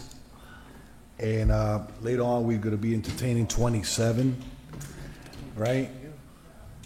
And a lot of recommendations have been put in place regarding 27. That falls on 27. So we could have a lengthy conversation to put whatever we want there. But when we look into things You know, we cannot go just say some statements and then leave it in open air. When I use the cart before the horse, I would say we cannot take the road, straight road we cannot take the curve without taking a straight road. So if we're gonna look who put the car before the horse, is this administration. They put other special interests first than the employees. They put friends first than employees. And they put special donors first than employees. So if we're going to say cart before the horse, we need to look the operation the way that this administration have been conducting themselves. Listen, I said it before, if we put a date to disperse, it would be nice, right? Because we put the challenge there. But that would be in order to do with number 27. If number 27 goes forward, whoever is, okay, it's not talking about only this type of disbursement, it's talking about the whole $63 million. So we need to tell them the first priority of their analysis or calculation, whatever, should be the employees of the city of Patterson. And Madam President, this week marks a critical week for us, a year. Then November 11, we was exposed to COVID-19. We was exposed last year to COVID-19. And I had to praise the Lord that he keep us alive. Meanwhile, a lot of people lost their life. So in honor of those, I had to give my vote yes. Thank you. Thank you, Councilman. Madam President. So again, a lot has been said, you know, as a council president, I speak last, right? And who wants to, after hearing 8 other people, you know, go on for 3, 5 minutes, 10 minutes, whatever it is. The only thing that I can say is this. Because I understand my power, okay, as some colleagues may think that we don't understand our power. See, I think differently. Like, I want to have faith. You see how Councilman Jackson stated, you know what, I hope that you've done your homework, I've done your due diligence. He's giving faith, right? I'm giving faith that this administration is going to do the right thing. Because if they don't, they have to deal with me for the next few months, till June 30th. And so if they want to get other things done, there's no way that I think that they would go on the left field with this. Okay, so this is something, once again, yes, my colleagues, some of them made some statements, you know, they were not supportive of it. That's fine. They're one vote. That's their vote, and they have the right to vote whichever way they feel and deem necessary. All I was asking and what I wanted, and with my colleagues, was to make sure that some monies was put aside. Trenton had no calculation. What formula did they use? It is my understanding that they went overboard and they done paid their essential workers a little over, like the police and fire and some DPW more than, and now there's a whole, I believe, an audit that is being conducted. But you're right, Jersey City, other municipalities have already given the money. I get it, you know, Madam BA saying, well, because we don't know, we don't want to be unfair, we want to make sure, because we had some people that worked, because we didn't have, you know, we had people here, some were remote, so you can't pay the person that was remote. I get all of that and understand it. So I have faith that this administration, when it comes to the employees or essential workers, they're going to do what's right. And let's not get it twisted. Yes, we were having meetings virtual. But let's not get it twisted. We were out there. All of us. I'm not going to say one or the other. All of us were out there working, you know, taking food to the essential workers, to anyone that called us up. I mean, for weeks at a time. So we were all working. Am I saying that I want hazard pay? No, absolutely not. Because the first thing that I'm going to, before I vote, I want to make sure that our DPW workers are paid as well as others. And some here stated, I support hazard pay. No, they don't. No, they don't. So let us not get it twisted neither. So with that said, all I'm going to say is I have faith. I hire a consultant to do this payroll piece of it for hazard pay. So on that note, having faith, my vote is yes. Madam Clerk. Thank you, Council President. The vote is 7 in favor, 2 against. Item number 37 is hereby adopted. Thank you very much. Madam Clerk, at this time I have the public here, so I'm gonna, normally we try to open at 8, didn't realize this was gonna take an hour. So Madam Clerk, I'd like to open the public portion. Yes, the public portion is now open, and we have 9 speakers. And the first speaker is Mr. William Wood. Please state your name and address for the record, Mr. Wood. Thank you.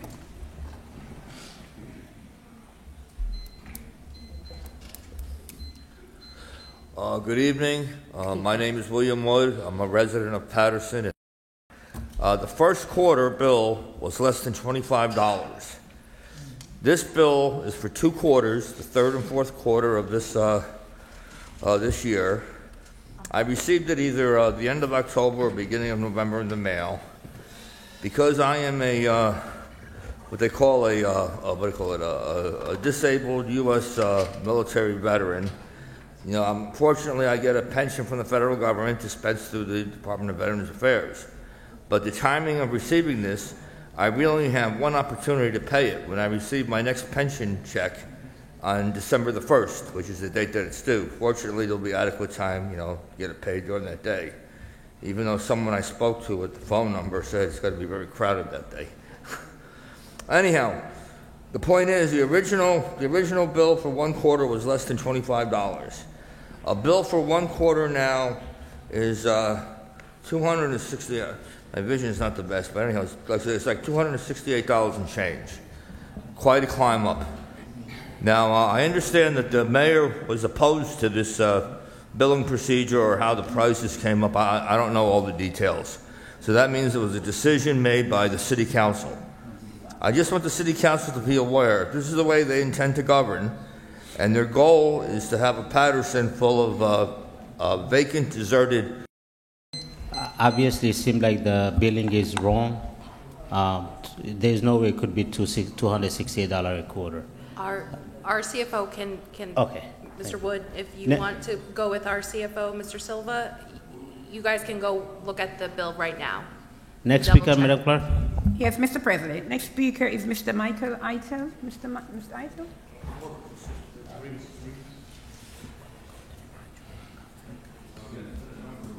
Good evening, ladies and gentlemen. My name is Michael Eitel. I live at 463 Preakness Ave in the city of Patterson.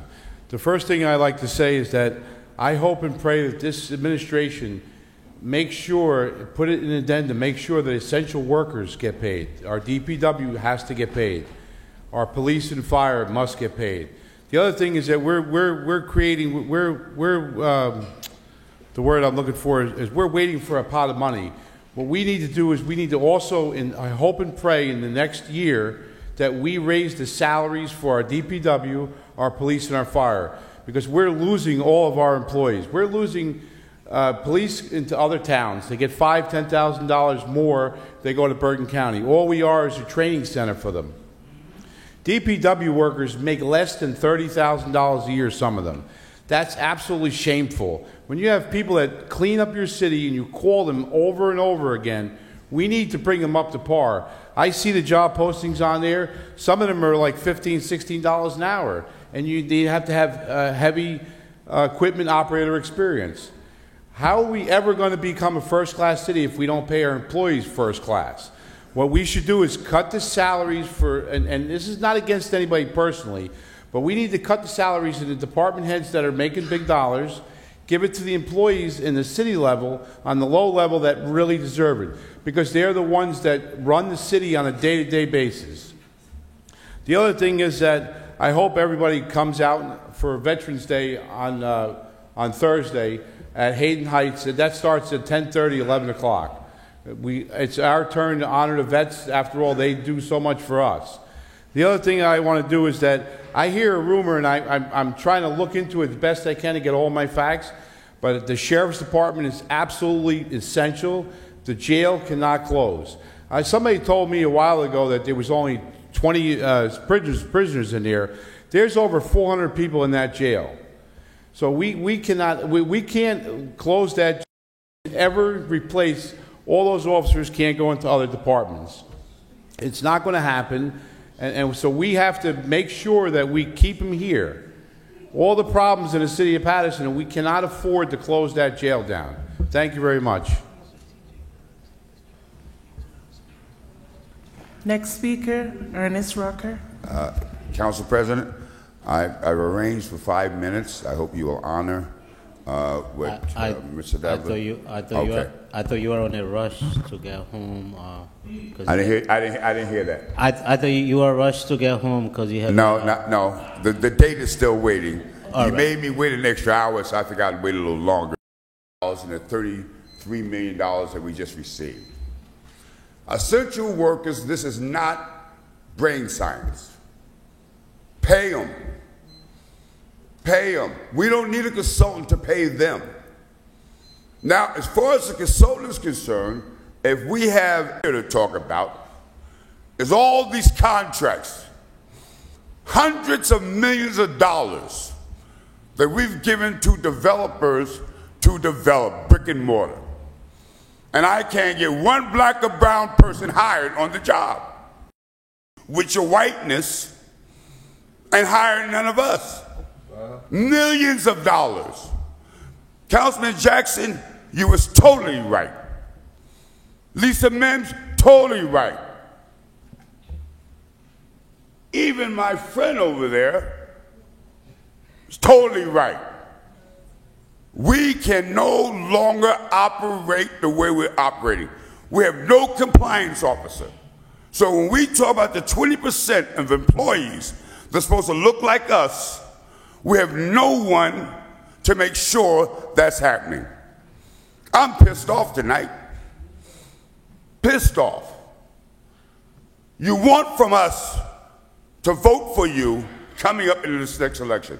And if I can't get nothing from you now, I can't get nothing from you ever, because you're running for office, including the mayor.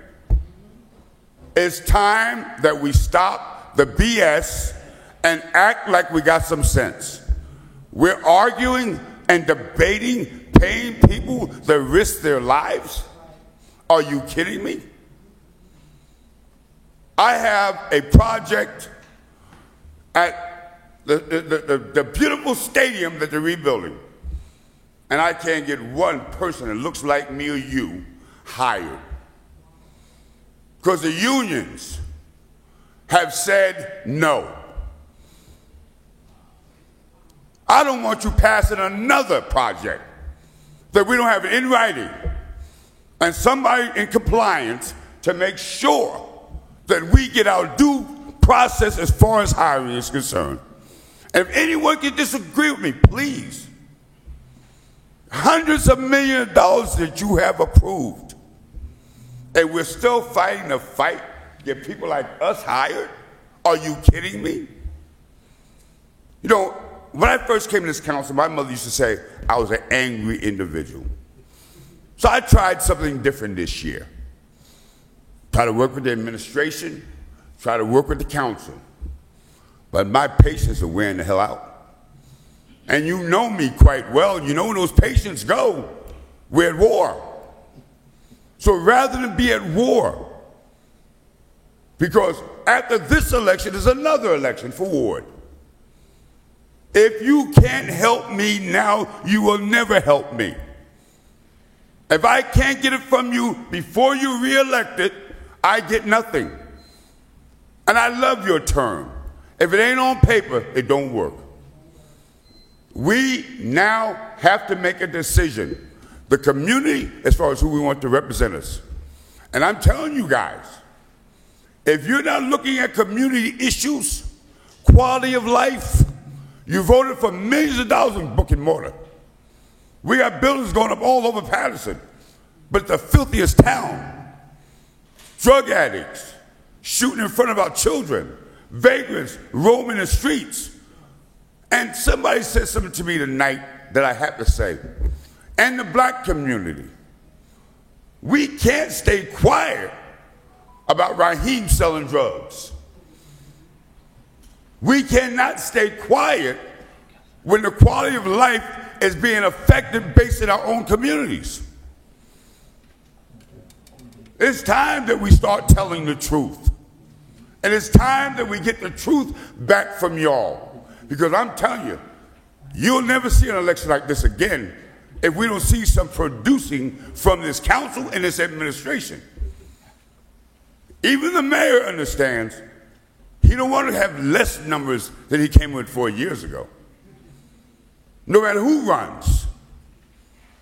I'm telling you, I'm giving you a warning tonight. The gloves is off. If you don't give something back to the community, we're coming after you. And I've been working tirelessly to make sure this can happen. Please, ladies and gentlemen, I said it last week, I'm going to say it again this week. Let's put the politics aside and let's take some of these issues and make this shit happen. Let's make it happen. Everybody sits there talking about the next election, and I'm getting nothing back. I'm not voting for no one that's not giving me something back for my community or the communities of Patterson. This is a black and brown town, and the money is going somewhere else. And you guys don't see that? You know, you ask for a lot of things when the contractor and the developer comes here, but you don't get it in writing. So when I go to them and say you got 20% that you must hire a minority, they look at me like I'm crazy. The council didn't say that.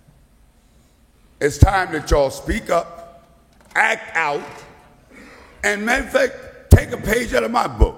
Stir the damn pot. Thank you. Thank you very much. Next speaker, Madam Clerk. Yes, Madam President. Next speaker, Mr. Joel Keys. Mr. Keys? Yes, sir.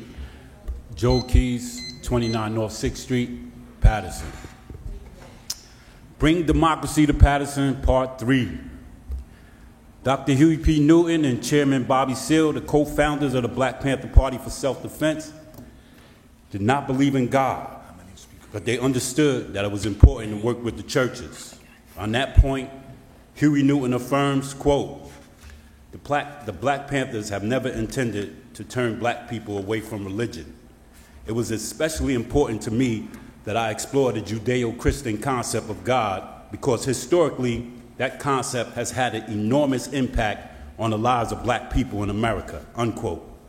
When Malcolm X was a member in the Nation of Islam and then the leader of the Muslim Mosque Incorporated, he said he met myriad people that were down for the cause but didn't join the organizations because they didn't want to become Muslims. When Malcolm returned from Africa in 1964, he formed his second organization and he named it the Organization of Afro-American Unity, which he copied from the Organization of African Unity. This organization allowed him to solve his problem because those people that didn't want to become Muslims joined his new secular organization.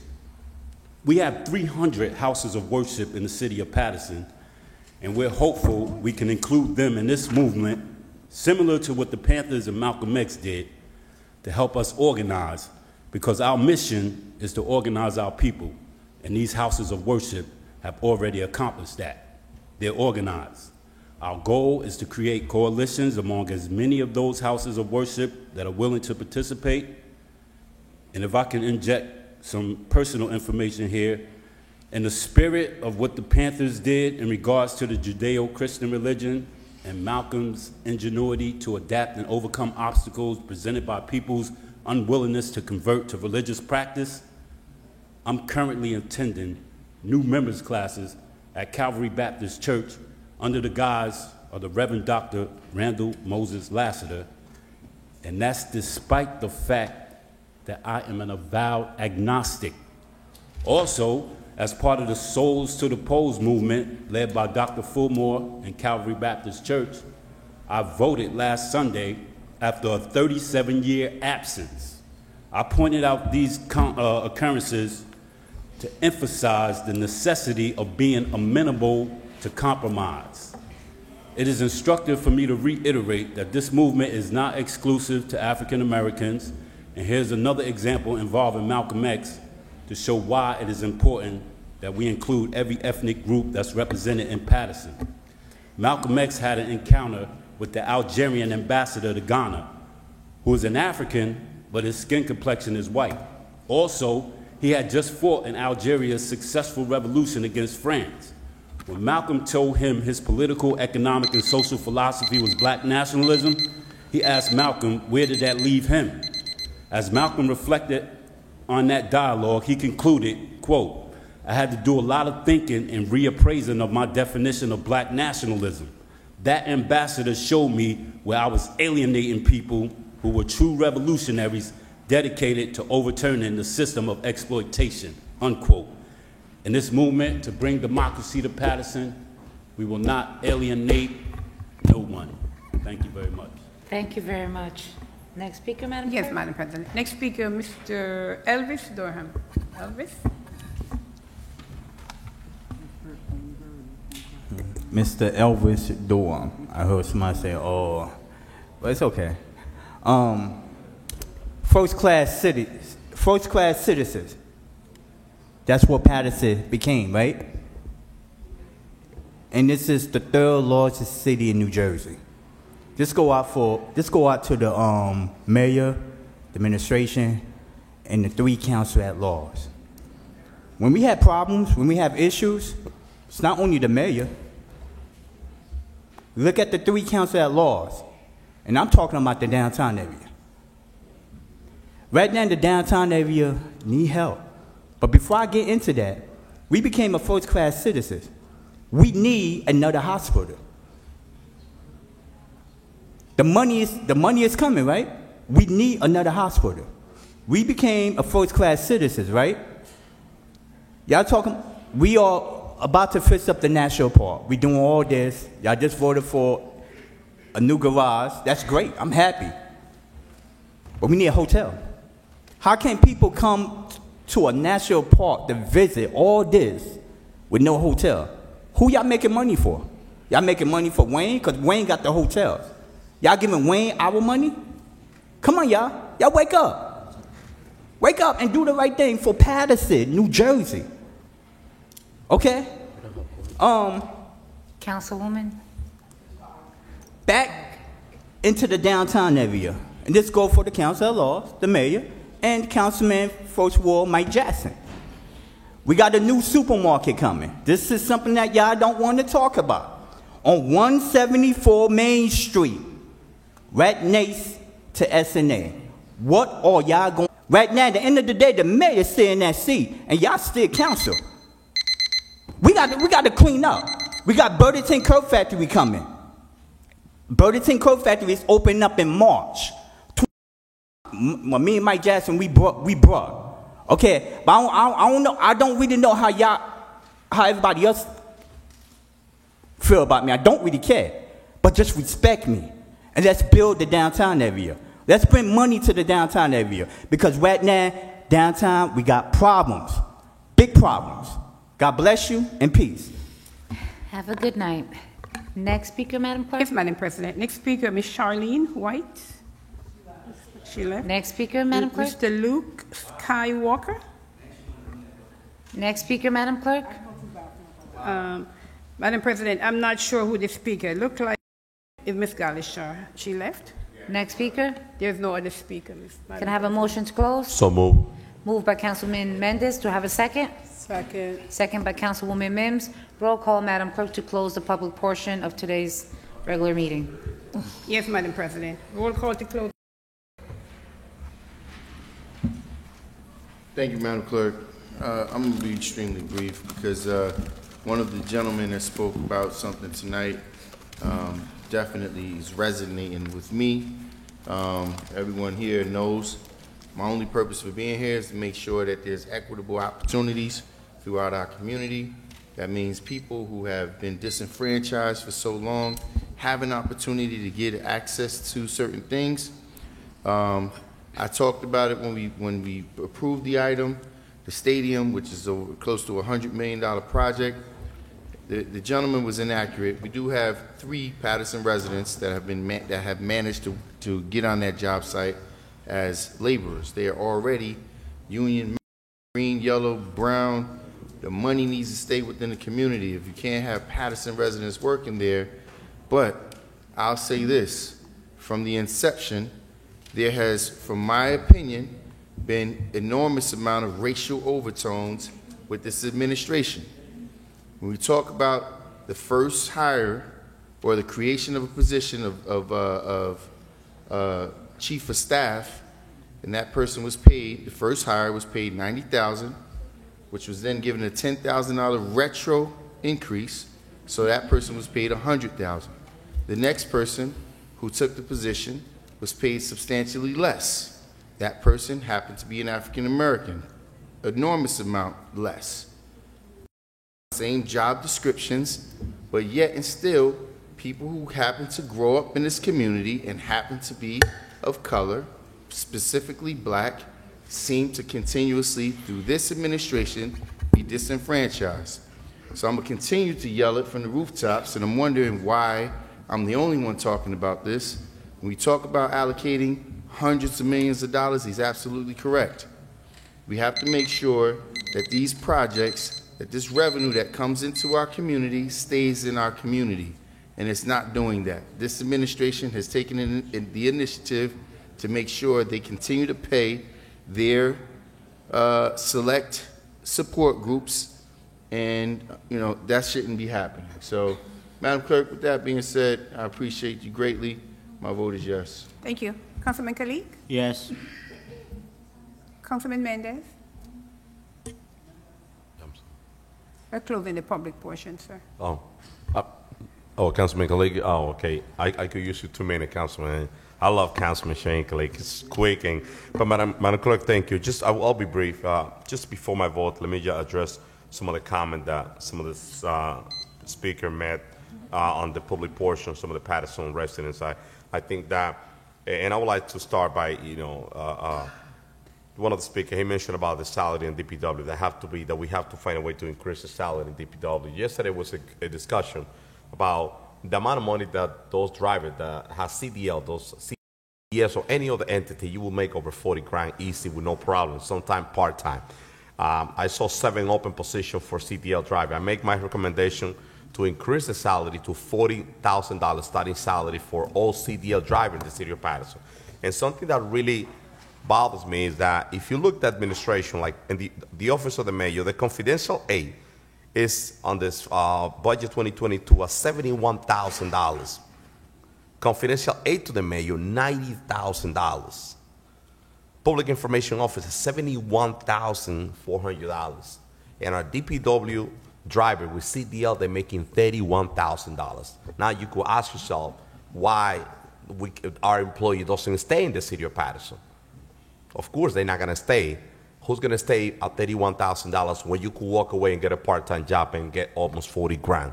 So I make that recommendation yesterday. But listen, if this administration want to do the right thing, they could fix a lot of the problem that we're facing. We were talking about the house of pay.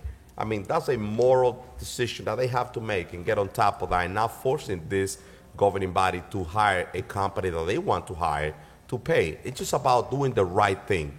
Mr. Rocker spoke about the opportunity that this administration lost. Hundreds of millions of dollars being spent in the city of Patterson, the stadium, the Great Falls. Who are getting the benefit? That's the problem that we're facing.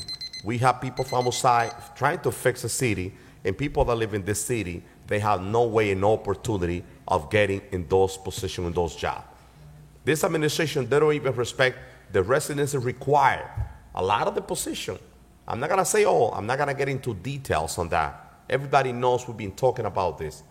It's just about, if you want to do the right things, you get things done right.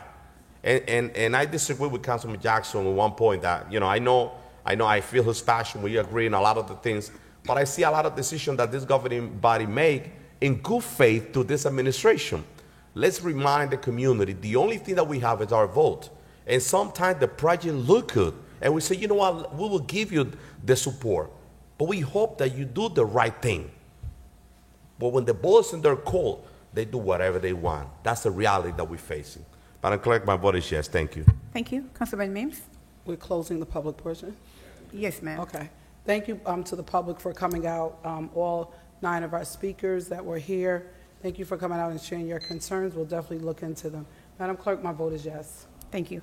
Councilman Velez? Yes. Councilman Abdelaziz? Thank you, Madam Clerk. Let me pass. So, to the residents and to this one speaker that came here about their sewer bill, I know I've been swamped with phone calls and emails about the sewer increase. I was adamant of not switching to this fee without going into the impervious coverage, Madam BA. We need to get that going. We need to, once again, I felt that we did it halfway. Once we amended it, we should have charged the businesses where you see in the commercial factories, where you see all the parking lots. New Jersey allowed us to charge a fee on that for our sewer fees. We didn't do that. I know, Madam BA, you have a company looking into that. We need to get that ball rolling ASAP.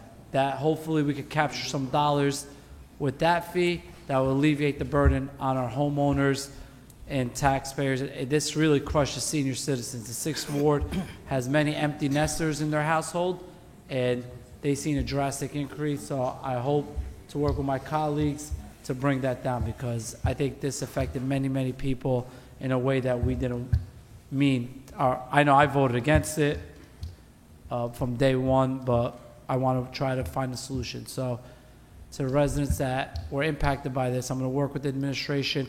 There is a special fee that we could put on towards the commercial properties, nonprofits, parking authority, that many municipalities have done. So my vote is yes. Thank you. Thank you. Councilman Rivera, we are closing the public portion. Sure. Real quick. Real quick. So,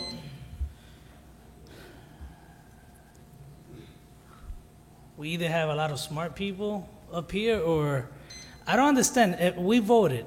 The state was recommending this for a long time, to create a utility.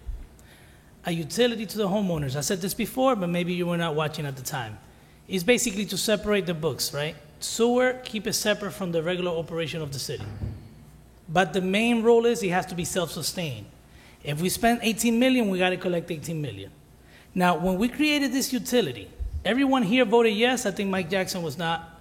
He didn't vote on on creating the utility. Everybody else voted on creating the utility. Not the rates. I'm talking about on creating the utility. Now, once you create the utility, you have to, by law, increase $6 million, because we were running the operation short by $6 million. The $6 million were being paid by the taxpayers, not by the nonprofits, just the taxpayers. So once you created the utility, you had to raise an additional $6 million in sewer fees.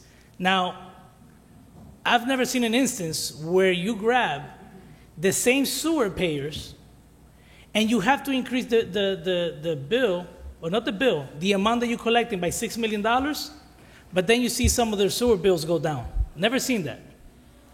I seen Wayne's structure is structured similar to here. All I'm saying is we try to find a solution to try to alleviate the problem for the sewer payers.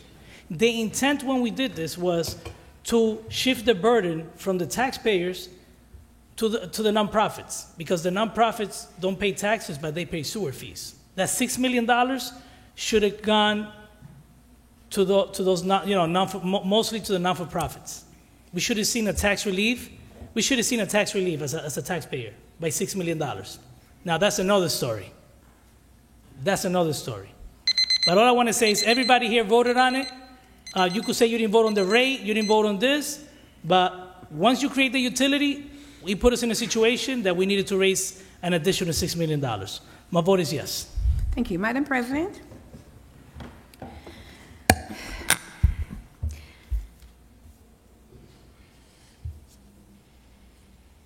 I see somebody in the audience who his birthday is today. Haven't seen him. He's been part of.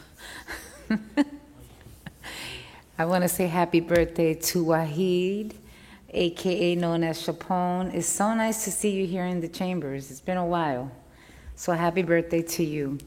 To everyone that came out today, to all the speakers, you know, we're here, we're listening, and we're trying our best. I know there's a lot that has been said, and even from our side, from my colleagues, you know, I try not to get personal and talk about, you know, people's salaries and increases and, you know, all of the things, some of the things that I have not agreed with, because there's more to the story.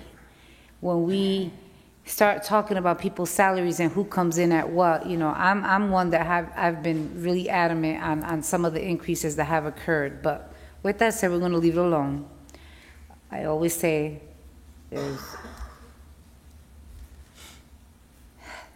the truth is in the middle. That's all I'm going to say. With that said, Madam Clerk, my vote is yes to close the public portion. Thank you, Madam President. The vote is 9 in favor, none against. The public portion of the regular meeting of November 9, 2021 is hereby closed. Okay. Madam Clerk, I'm going to take item 27 for the record. And yes, I'm going to go, you're next, Director. Yes, Lieutenant. Madam President. Next item is item number 27 on the non-consent agenda, and item number 27 reads, Resolution authorizing award of contract under competitive contracting for consultant services to provide technical assistance to the city with sub-recipient management compliance and reporting for programs and services funded through coronavirus state and local fiscal recovery funds for the City of Patterson, RFP number 2022-06, Administration Resolution 21597. Do I have a motion on item 27? Move. Do I have a second? Yes, I Second. did. Discussion. Okay. Moved by Councilman Velez, second by Councilwoman Cotton. Discussion. Discussion, Councilman Velez? Yes. The reason I move it is to have a discussion. And to be able to have a healthy discussion. And I don't know who to direct this question, but I just want to learn a little bit more of the process, why we got here. In the first instance, they came forward with $780,000. They bid for that, and they were successful bidder on an RFP that 23 individuals pick up application, and only 2 submitted, and the successful bidder was the one that we are speaking today. The problem I have is that in the beginning they came with $780,000 proposal, okay, that this council decided not to take action on it, right? So now, how was the process that, or who they made the deal with, or who they spoke to go back into the $500,000 without going into the bidding process again? If that is, because I believe if you are not successful, or it was not awarded or whatever, you have to go back to RFP again and have the opportunity to other people participate and retrieve application and so forth.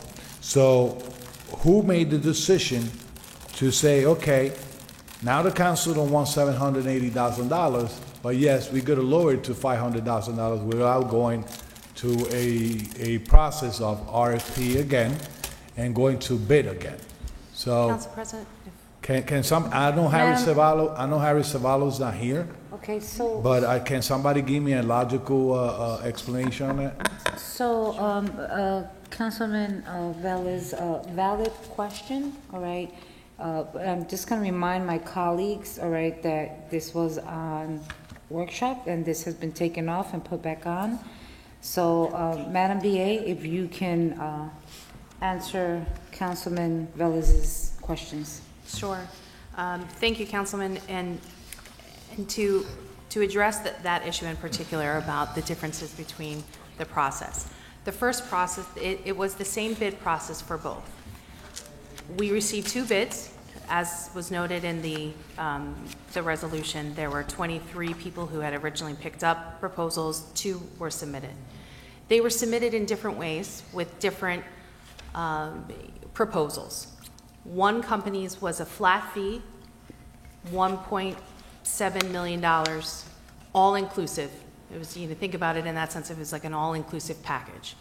The other proposal took what we asked and said, here is what we propose. We will, if you need this type of service, which was in particular financial consulting, that would be at a certain hourly rate. If you need the service of reporting, there's a different hourly rate. If you need sub-recipient monitoring, which is a lot of what our CDBG, we have outside consultants help do that. That is a different rate. So what we did, we actually calculated the amount. We used their numbers, their bid, and we put estimates together. Okay, if we're doing premium pay, what are we going to need to help us calculate it? How many hours? And that's part of what we provided as the backup documentation. So if you look at, in particular, the premium pay, and I'm going to see if it's one of the items here. It's pages 4 and 5 in DocuWare, but we also had the colorful sheets last week. I estimated that financial consulting, that's a lot of the legwork of doing the calculations for each and every employee, would be at a certain amount. Then reporting would be at a certain amount over the course of the entire time that we have this funding that we're going to have to report dollars out. We took it step by step based on the conversations we had with the council and what we expect to do. So that's how we came to the first amount. When the council voted it down, there were numerous reasons why the council expressed that they didn't want to vote for it. But one of them was that the amount was too high. There were some council members who said that the amount was too high. So we went back and didn't adjust the bid. So we didn't go and have any conversations with the bidders. We didn't ask them to lower their rates, all of which would not be allowed under purchasing law. What we did is said, okay, let's look at what we're estimating, and we're just going to have a decreased amount of hours. We're not going to use them in the same way. So it is a proper process. We took the concerns of the council into mind, and what we are focused on is really getting to the point that we can move forward. And Councilman, in particular, there was something that you mentioned earlier about how, you know, we failed our employees. The premium pay was our top of mind. It's the first task that we are going to be giving the consultants. From when we started this project, when we came to the council and we had to ask the council first to approve going out to bid for competitive contracting. The council approved that. We did the bid process. We scored the bid process. We came in front of council. All of those steps were with premium pay in mind. And that's what we have been saying to our unions. That's our way to not fail our employees. Madam, through the chair, let's not confuse one thing. Let's not mix apple with oranges again.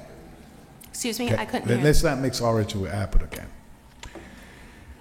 When you propose a company to assess or to evaluate, it was for the whole entire plan that you have in the back. Correct. Okay? Yep. I stated that you had a plan and this administration was starting backwards in their priorities. And every council member started putting on the table about the hazard pay.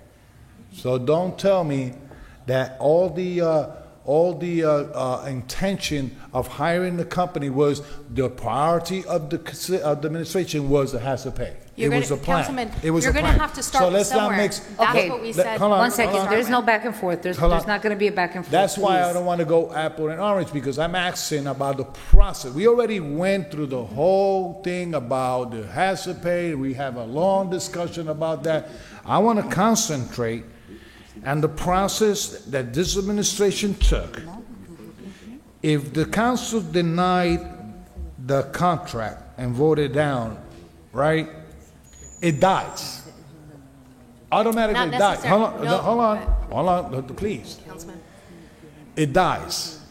Now, if it dies, you have to go to another RFP, okay, to be able to have participant that probably will fall into the low bidder. For example, Councilman? hold on, Council. I just want to. No, and I just want to, I want to yes, just say correct. this to you. I want you to wrap up what you're saying, and what I'm going to do is this item's going to either go up or down. You can make, so Correct. you can complete what you're saying, and then we're just Correct. going to vote on it, and we're going to vote Correct. it up or down. So let's make believe, and this is a believe. There will be, for example, 3 bidders on this proposal over here. You had in that time an original one. You had a 780, and you had a 500, and you had a 1 million. So the low bidder will be the 500, right? So if that 500 on one sale, we vote it down, right? You probably have to go back and open another RFP and make sure that we get the low bidder on it. But Councilman, okay? this is based where- on the scope of work. But this is different. I'd like to clarify one thing. Their proposal was not 700,000. That was our calculation of their proposal. Their proposal was 3 things. They would do an hourly rate for financial consulting, an hourly rate for reporting, and a set fee for programmatic setup. So their proposal used those hours. We calculated the amount. So that amount can change. What was the hour rate from this company, and what was the hour rate from the previous company? But in some ways, it's comparing apples and oranges, because the other company did not do it that way. They did a flat fee based on all their calculations, but it was 1.7 million. So where you based on your flat points? fee. So where you based on your points then? Because our points are based on what are they providing. In some ways, they actually did not answer the scope the way that they should have, one of the companies. For example, we did not need support in calculating revenue loss. That's something that we already did in-house. We didn't include it in our scope of work. We didn't ask for it. It was something they included. I think in part because they were providing a very similar proposal to numerous cities at the same time. So it's legal to say, based on your statement, that the viewer out there, the participant of this, is watching on TV all our comments, everything that we are against, and say, hold on, the council said they don't agree on 780. Hey, you know what, Mayor? Let's put it $500,000, all No, right? but okay, and Councilman, let's work on I don't this. want to imply anything that there was any So communication. how was the with it. conversation? Through email? There was no communication with any bidders. So how you came up? How you said how you get Like the we showed- 500,000 there? Okay, so I'm going to have to, wait. This is out of, Okay. all right. So there's 2 ways of going, because you're not going to get the answers you want to hear right now. Okay? So we're going to take this item, and as a council, you guys want to vote it up, or you vote it down? All right, that's good enough. I got to say this, Okay? last but not Because least. you're not going to get the answers that you're looking for. No. Anything that comes regarding this, This item. all right? Okay. Anything regarding this. Okay, Sounds great, right? okay. Thank you, Council President. Thank you very much, Councilman Velez. All right, Madam Clerk? Yes, ma'am. Roll call. Yes, Madam Did President. you want to say something, Councilman Rivera? No, I just want to say something quick. You want to say it in your vote? Up or down? During roll call. Roll call. Roll call, Madam Clerk. Yes, Madam President. Roll call on item number 27 for approval. Councilman Abdelaziz, item number 27. So this was really step 1, but now it's step 2. So if you voted to pay the employees, you got to figure out the formula to pay them. So we took step 1, now we got step 2. So I'm adamant, confident that my council colleagues want to pay these employees, want to get their money to them, want to get hazard pay. So I'm confident that they're going to support this item because they just supported allocating $2 million with no strings attached. This will bring back the strength. So I'm confident my colleagues will do what's right. My vote is yes. Thank you. Thank you. Councilwoman Cotton. Thank you, Madam Clerk. You know, my concern too was about going out to bid and the process and the procurement of ways of doing stuff. I have requested from my legal counsel that I wanted in writing that nothing was done wrong. And when I vote on this item, that everything was done correctly from the purchasing agent, from the BA, from Corporation Counsel. Now, if it comes back that it wasn't, but I've still got my paper stating that it was done correctly. And that's the most important part, that I want to make sure that what we're voting on tonight is correctly. It was vetted through the CFO, the BA, the Corporation Counsel, the purchasing agent, that everything that we're doing tonight is in order, and I have it in writing. So, Madam Clerk, with that being said, my vote is yes. Thank you. Councilman Mendez. Thank you, Madam Clerk. You're welcome, sir. I will explain my position in 2 minutes. I think that, our residents of the city of Patterson know how I feel about this, but at this time, I'm even more concerned. I understand why my colleagues say that she has some document, everything is correct, but it really concerns me that after the administration went out for a bid for this project, for this services, and we have NW at $780,000. They've been back and forth, and they went down to $500,000. For me, I see this as a payback, because I'm gonna put this on record again.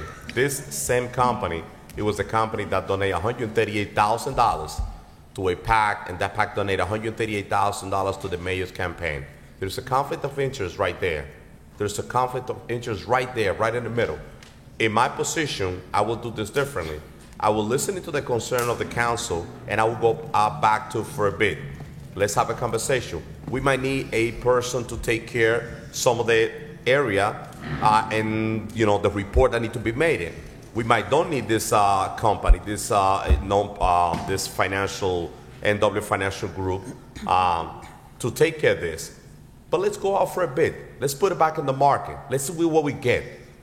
But what concerns me is that they insisting in making sure that this company that is really tied to the mayor get $500,000 contract. They fixing the number, went down to 500, and I'm not willing to support this. I am not. The administration have a lot of opportunity to do things the right way.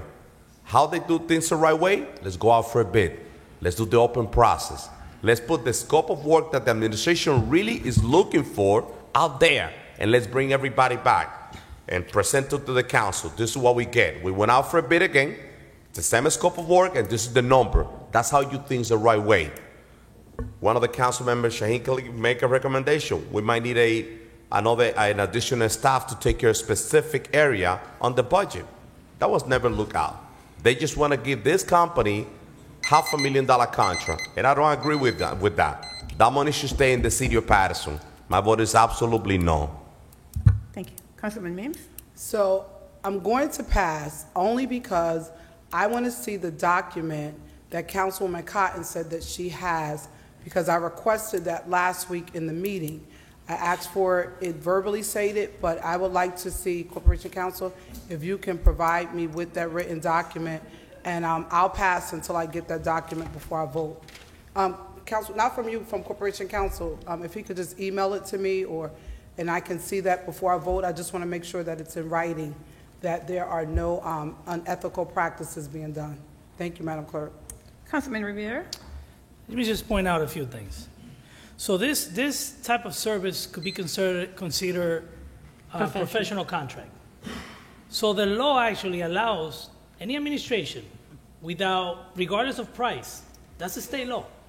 They could actually just ask a whole bunch of vendors for their qualification. It's called an RFQ, and they could choose one of those professionals regardless of price. That's how it works. It doesn't go to the lowest responsible bidder. Now, the situation that we have with this situation that we have at hand right now is that this grant is a 3-year grant. So it wouldn't make sense, you could only award a professional contract for 1 year. Then you have to go out again and do the same process. This grant is a 3-year grant, so they decided to do a competitive bid. There is a process that must be followed. It is graded, with different criterias. And this is what the administration did. Now, let me just say this real quick. We have hired consultants, and I hope my council colleagues listen here. We have hired consultants for the CDBG grants. We have consultants right now for the CDBG grant, home funds, Ryan White. We have a bond counsel, which is the one that helps us put together those bond ordinances, right? We have a financial consultant that, from my understanding, is the same company that we're talking about right now. NW Financial is our financial consultant that we have voted on before. We have independent auditors because required by law, and so on. We even had a consultant when the county when we got the money from the CARES funding. So all I'm saying is my vote is going to be based on the following. I'm getting reassurance from the administration. We have our corporation counsel here that could lose his license if he lies to us regarding the process. You have a purchasing agent. I was told that the purchasing agent was involved, told, not by him, but by the administration. And you have, the CFO haven't made any statements, but he's aware, he's part of that team. So all I'm saying is, a lot of these people have a lot to lose. Now, I will question someone's voting because you're questioning someone's affiliation or friendship. This is not how the process works. You cannot disqualify someone because they have a friendship. Now, if they have made illegal contributions, then report them to elect and let them handle it, right? But that's how it works. We got to stop, putting our personal feelings. We got to move the city forward, and we cannot continue to operate the way we have been operating. The bottom line is the same company that are in question right now, we're already using them. Now, we hire, and Council President, I'm sorry, just 2 minutes. 30 seconds or 5 seconds, whatever. 30. I'll make this quick. We did not complain to hire. CDBG funding is probably like $4 million, and we have several consultants for CDBG. We're talking about $64 million, and we don't need a consultant. So I don't know what's going on here. We getting our priorities, screwed up, or this just makes great news. It creates drama, right? Politics. If you really care about saving funds, we could have used some of the CDBG money that we're using for consulting for other things. So this is what gets to me being a council person. And I cannot be a politician. That's why I get criticized sometimes. I cannot stand here and just say what you want to hear. It's okay. I got to tell you how it is. Based on that statement, I'm not here to play games. My vote is yes. Thank you. All right. Councilman Velez? Of course. I just want to back up his message. He's not a politician, but he want to get reelected again. Okay, so let's. I don't act like a politician. Is what I meant. That's an endorsement. All right. So see, I'm here since 2016, and when I ask these questions, is to clarify the process, to make sure everything is fine, and the main thing is to put on the record every statement that they say, just in case they did something wrong. I could say, they put on the record, they said everything is right, and they would move forward, and this is fine. So if they question me, I gotta say, I voted based on what? The information. The information that they gave us. So don't get upset on me on that. That's a process, and it's a legit process.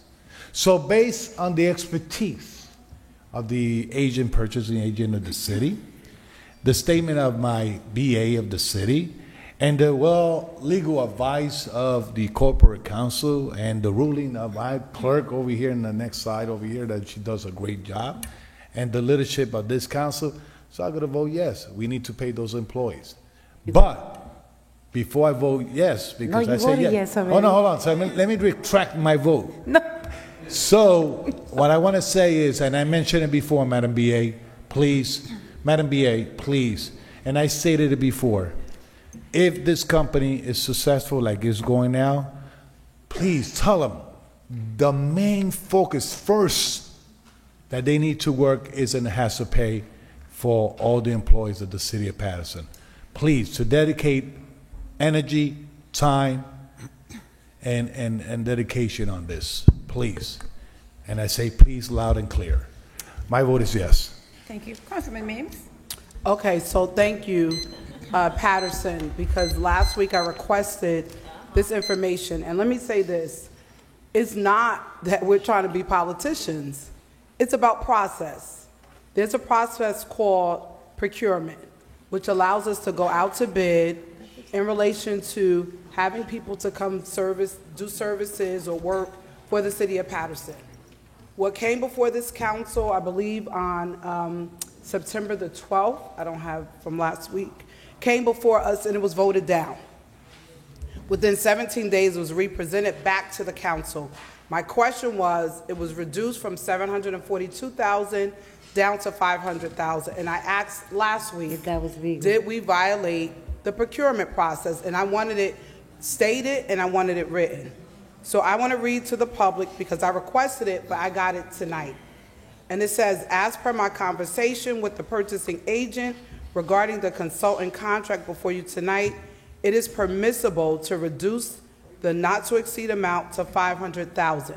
I want to put that on record. This is from Corporation Counsel and copied with our purchasing agent and our legal. So I want to put it on record that my vote is based on the information that is provided, and if there is something that is not in compliance, it does not fall on our vote, it falls on the administration. So it's not playing politics, it's about doing your due diligence when you sit on this side to make sure we're not just voting in favor. It has nothing to do with the entity that's being selected. That's not even the point I'm raising. The point I'm raising is process and making sure that we're operating in compliance. So based on what we have, that is in writing from Corporation Counsel, copied our purchasing agent, I will support this item based on the information that's provided in front of me. My vote is yes. Thank you. Councilman Jackson, we are voting on item number 27. Thank you, Madam Clerk. You're welcome, sir. When I first came out of college, I found this thing called the pyramid. I was able to make a lot of money off the pyramid. You put in $100, you get $700 back, real quick. But eventually, people lost their money in the pyramid, and the community is losing as we speak. I still can't get around the fact that this agency gave $150,000 to the mayor and his operation, and then they're getting paid back. The first proposal was $700,000, so they reduced it only by selecting how many hours they want to acquire from them. So they're going to come back after, once it's all absorbed, and say, well, you know what? There's some additional work that still needs to be done. This is how things go here. It's just a matter of being a part of the nonsense. Madam Clerk, my vote is no. Thank you, Councilman Jackson. Madam President? So understanding that we had a healthy discussion in our workshop concerning this item, and clearly everyone, today has made their points and statements. If there's one thing that I said that I will not do to what Councilman Jackson just said is, I'm not supporting anything that comes back to us if there's an increase in this. But I'm also going to say I can't stand here and say that I want this administration to move forward with the premium pay, the hazard pay for our workers, and not be able to support the hiring of the consultant firm that's going to be able to do that first. So, Madam BA, I am going to support this, pushing and making sure that the first priority is given to our employees. Okay? And I'm putting it on record as well, understanding that there were 23 applications picked up and only 2 bids came back. And out of the 2 bids, there was a procurement process and it was followed. What else am I going to say? The process was done. I have documentation here to say that it was legal, that it's legal to be able to change, because they didn't change the specs, it just said the up to amount to spend. So I'm keeping it at the up to 500,000, and that's it. I'm not supportive, so I'm letting it be known right now, putting it on record, that if this comes back for any increases, I am not supporting it. So, Madam Clerk, my vote is yes. Thank you. Okay. The vote is, Council the vote is President. 6 in favor. Sorry, Councilman. 6 in favor, 2 against, 1 absent. Item number 27 is hereby adopted. Thank you very much. Council President, let me make clear that statement about you say that if they come for increases. Here in the last where it has said to period 3, they have the right to, they had not amount to exceed 500,000 for a period of 3 years from the day of notice for receipt, the city having the option to renew the contract for 2 additional or 1 year period. That's okay, So- but Councilman, it has to come back. I know, yeah. That's all I'm saying. Okay. We're gonna move forward. We have a few directors here, Director, Lieutenant. I know that we have a company, Gianfranco, Director Ramirez, I'm so sorry. The only person that can stay here till midnight or 1 o'clock is Director Powell. Okay, so with that said, we're gonna move quickly. I think that these items, council members, Madam Clerk, I'd like to take the consent agenda. Yes, Madam President. Next item on the agenda, the 14 to consent 26. Item. All matters listed on the consent agenda are considered to be routine by the council and will be enacted by one motion. The items listed on the consent agenda are numbers 14 through 26. Any item may be removed from the consent agenda by the request of any council member, and if so removed, will be treated as a separate matter. So moved. So moved.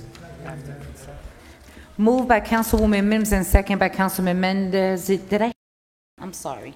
And Councilman, second? Actually, can I, respectfully, I'm going to say this. Councilwoman Cotton and Councilwoman Mims and Councilwoman Cotton to move, and second by Councilman Mendez and Velez. Roll call, not roll call. Yes, Yeah, Madam roll call, President. Madam Clerk. Roll call on items 14 through 26 on the consent agenda. Councilman Abdulaziz. This is easy then.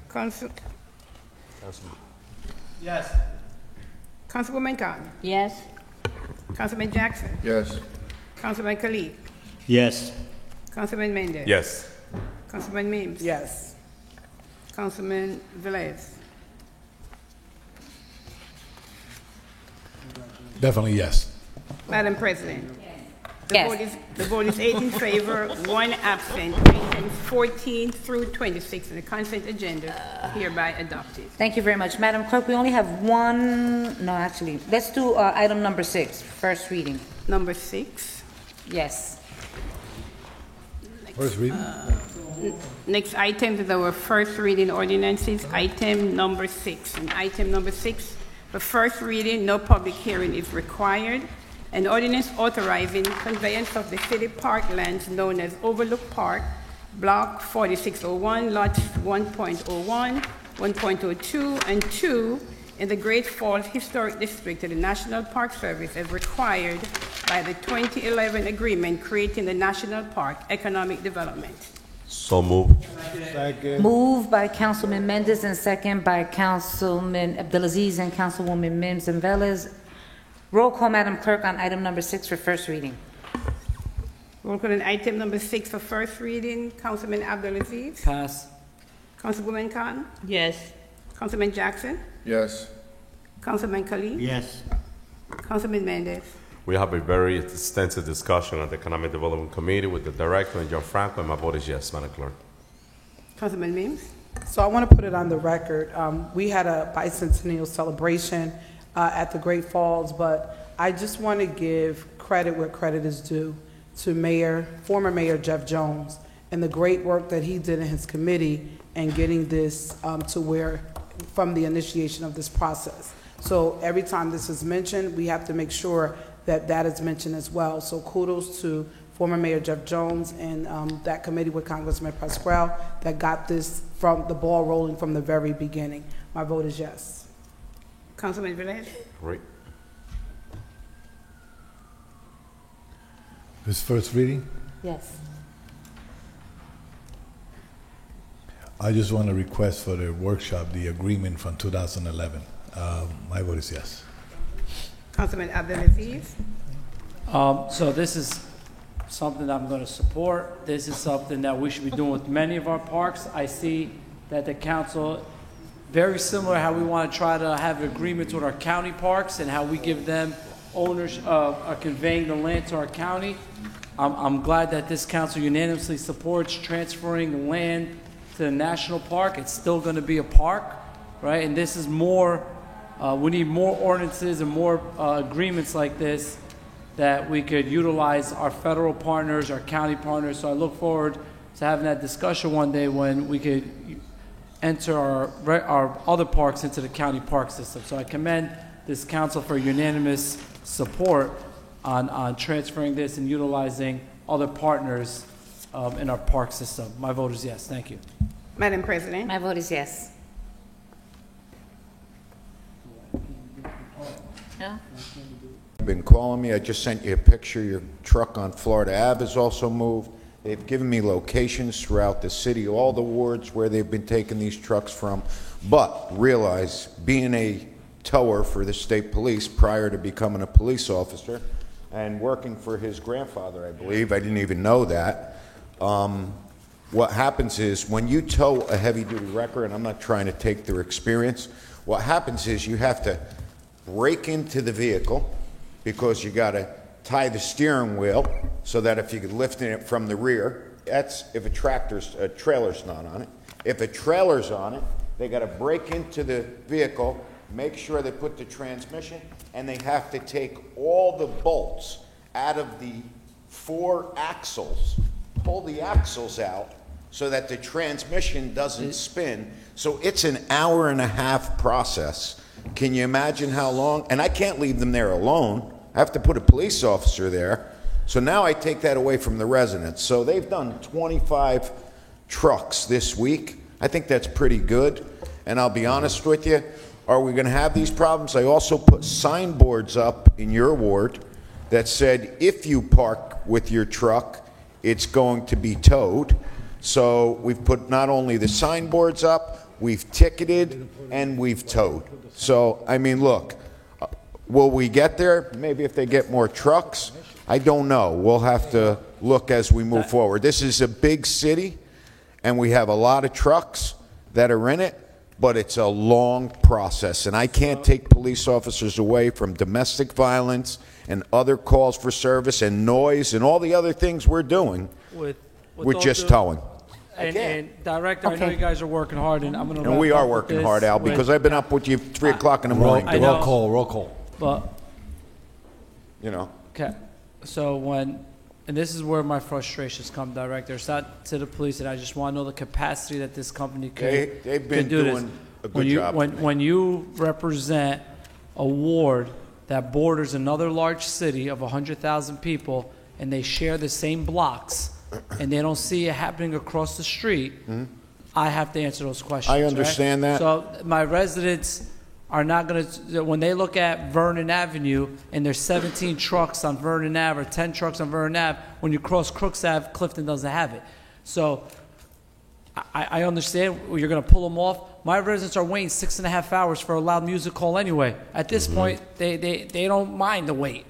I'm sorry to tell you. Well, they ain't waiting 6.5 hours when you're calling me on the weekend, That's not Councilman, you. because when you call me on the weekend, they're there within 5 minutes. But that's the problem. I shouldn't be making those calls. No. They should be able to call 911 and someone should show up. Because the 911 system is a priority system, and it keeps knocking it down. They do 90 jobs a day, quality of life. I'm telling you what 90 a day. Director, I have the records and the tickets. And I'm telling you what the residents are saying. Until we could accept what the perception is, we could say how safe we are. But if the people don't feel safe and they don't feel they're getting the service, agree with you. That's the reality. And I'm telling you what my residents are. You get the emails.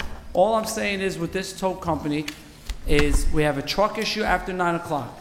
Is this company able to have the capacity to tow these trucks when they're called upon? That's all I'm asking.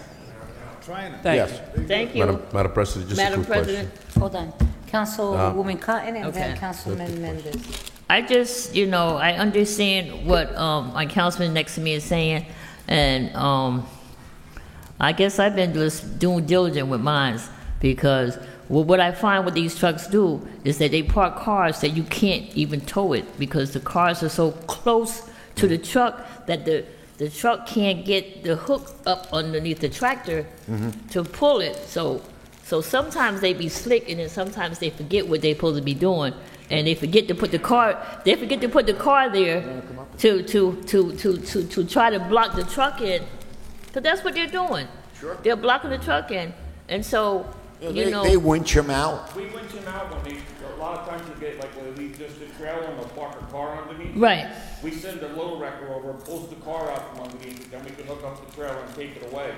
When you have a tractor and trailer butt up against the car, we just move the car out of the way, hook up the tractor and trailer and tow it away. We go whenever they call for the big wreckers, we go right out and take them away. But realize, But what it's if that's a long not, process. But what if it's not that their car? Like you would just like It's usually the person parking the truck. that with the doesn't car. have the block. Yeah, you're right. They'll pull into like up to against a telephone Yeah, pole. yeah. Or they'll cut the wheel real hard so you can't get out of it. We've been in the business for 40 years. Right. Trying to get around the track. Okay. I'm glad to hear that now I'm glad to hear that you knowing the schemes that they be trying to do. Well, we're gonna figure out how we gonna. Okay, I'm glad to hear that because I know what they do, and I just keep an eye on it. I mean, I'm out anyhow most of the time, so I just see where trucks should not be. Not no tractor with a trailer. I don't know how many feet. 30 feet, 50 feet. 45. Right. Thank you. Thank you very much, Councilwoman Cotton. Councilman Mendez? Just a quick question, Director. I think that, and I have to thank you, right now. I have to just thank you before I make my comment because I've been calling you after 10 o'clock, after midnight for the third ward. For all the calls that I'm getting in the third ward, we have commercial truck parking overnight in some of the area in the third ward and in the entire city of Patterson. They just hit the third ward with those 25. And we did get the one that was on that one street. But realize I'm up against 9. And, I'm up against, 90 calls for loud music. And I'm up against, a shooting. And I'm up against all of those Director, calls. so my recommendation before my vote is to tie, this company, I know without those patrolling units, just to tie them with this company and just to start addressing those problems. But the question that I have for this company is, are they going to focus into heavy equipment only truck, not regular car, or they're going to be able to towing? No, they do everything. They do They're gonna everything. be They able do to the accidents. That's how they're pulling the cars out from underneath some of these scams. But what you have to realize is the traffic division has only 2 people on nights. Okay. We used to have 8. We have Okay. 2 people on nights Yeah. in traffic. Good. And they don't work 7 days a week. They work 4 on, 4 off, 4 on, 4 off. So Okay. guess what? At night, 4 days, I'm losing traffic. Thank you And very Director, much. overnight is 9 o'clock or 10 o'clock? So 9 o'clock. So after 9 o'clock, it's against the law to have those heavy truck Well, parking it depends in our on where block. it's posted. I've been working with the councilman. I've been working with Councilman Abdulaziz for the 9 p.m. last to 6 week. a.m. Thank you, Director. Thank you very much, Director. Thank you, council members. Roll Madam call. Clerk, roll call. Yes, Madam President. Roll call on item number 7 for first reading. Councilman Abdulaziz. Yes. Councilwoman Khan. Councilman Jackson. Thank you, Madam Clerk. One, I had an opportunity to see the tow company work. Did a phenomenal job when that train ran onto a public road. Director, when we get a moment, please make sure the company provides the billing information for who paid for that train when the train came on the public roadway. Okay, that's very good. Also, okay, phenomenal. That was disgusting what happened. But also, Council President, I want to put on record the residents in Tyler and Patterson, what they are encountering down there and what they have to endure is absolutely terrible. With this council, you guys helped me support the measure to bring residency parking in that area. Those garages are out of control. They leave 20 cars parked on the street. I'm sure a lot of you know about the incident that happened. I went over to recall when the residents came from Oxford Street. I went over there, made an attempt to record the gentleman doing an illegal act, painting without a paint booth, and obviously he took it upon himself to get physical with me. So the altercation escalated from there. But Madam BA, we need to have an answer to this. We got to have this residential parking. We've done it over two years ago.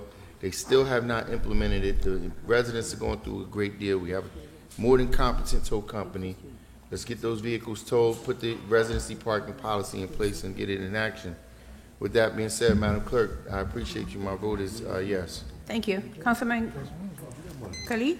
My vote is yes for first reading. Councilman Mendez? Thank you, Madam Clerk. Attention, Patterson residents.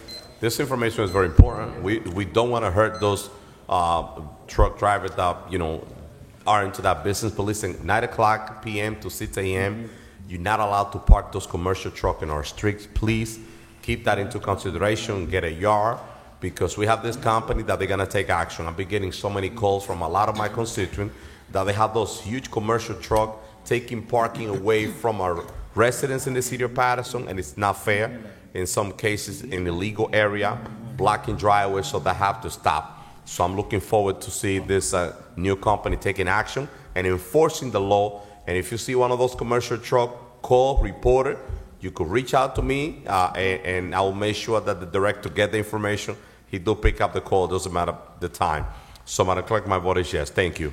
Not only they come back happy, they have recover also and employ the city of Patterson residents that used to be in the previous towing company. So they keep the employees out there. They don't post signs and this and that, whatever.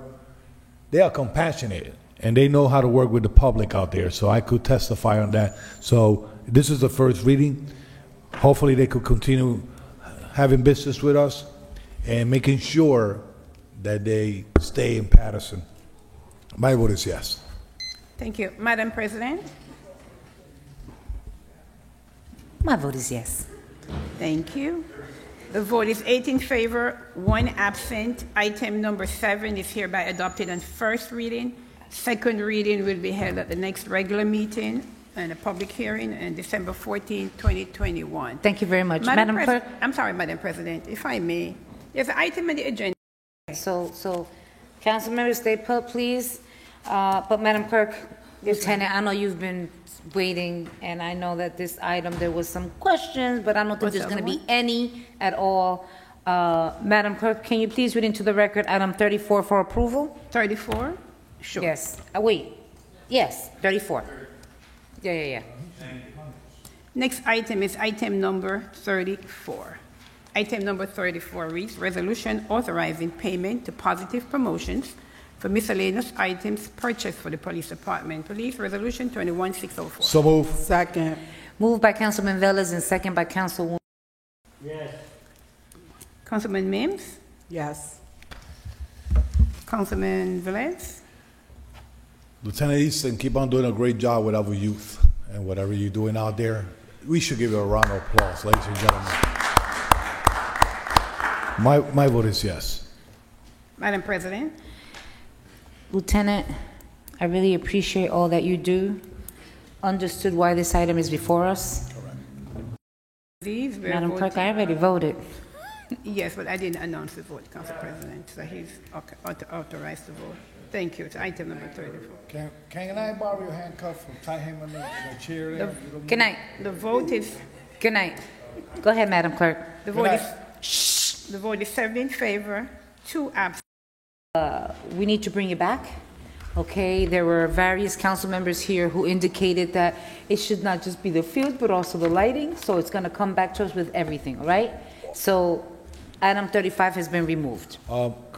We discussing it. We did discuss it again in DPW committee yesterday. No. Please. Let us not have any conversations here, Councilman. Oh, from the non-consent. Item 35 must be removed. To the next.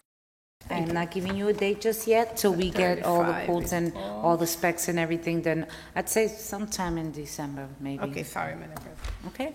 Maybe a special meeting. I don't know. We'll see.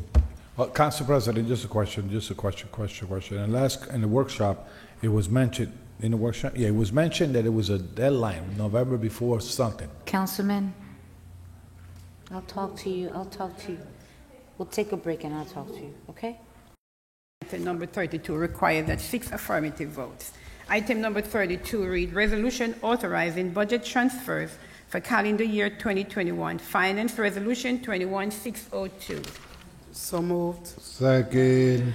Moved by Councilwoman Mims, second by Councilman Velez and Abdelaziz. Roll call, Madam Clerk, on item number 32 for approval. Roll call on item number 32 for approval. Councilman Abdelaziz. Councilwoman Khan.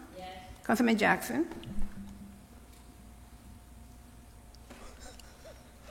Yes. Councilman Khalid. Yes.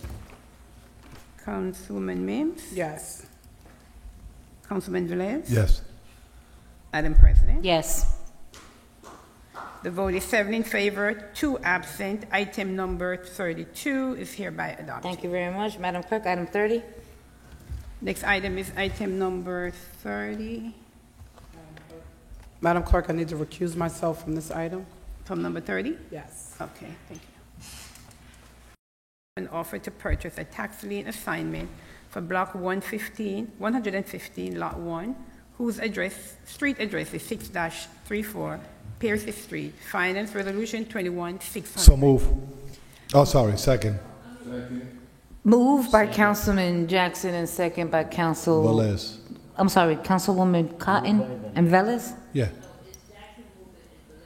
Okay, Jackson, moved by Councilman Jackson and second by Councilman Velez. Roll call, Madam Clerk, on item number 30. Roll call on item number 30 for approval. Councilman Abdelaziz. No.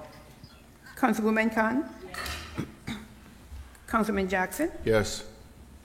Councilman Khalid. Yes.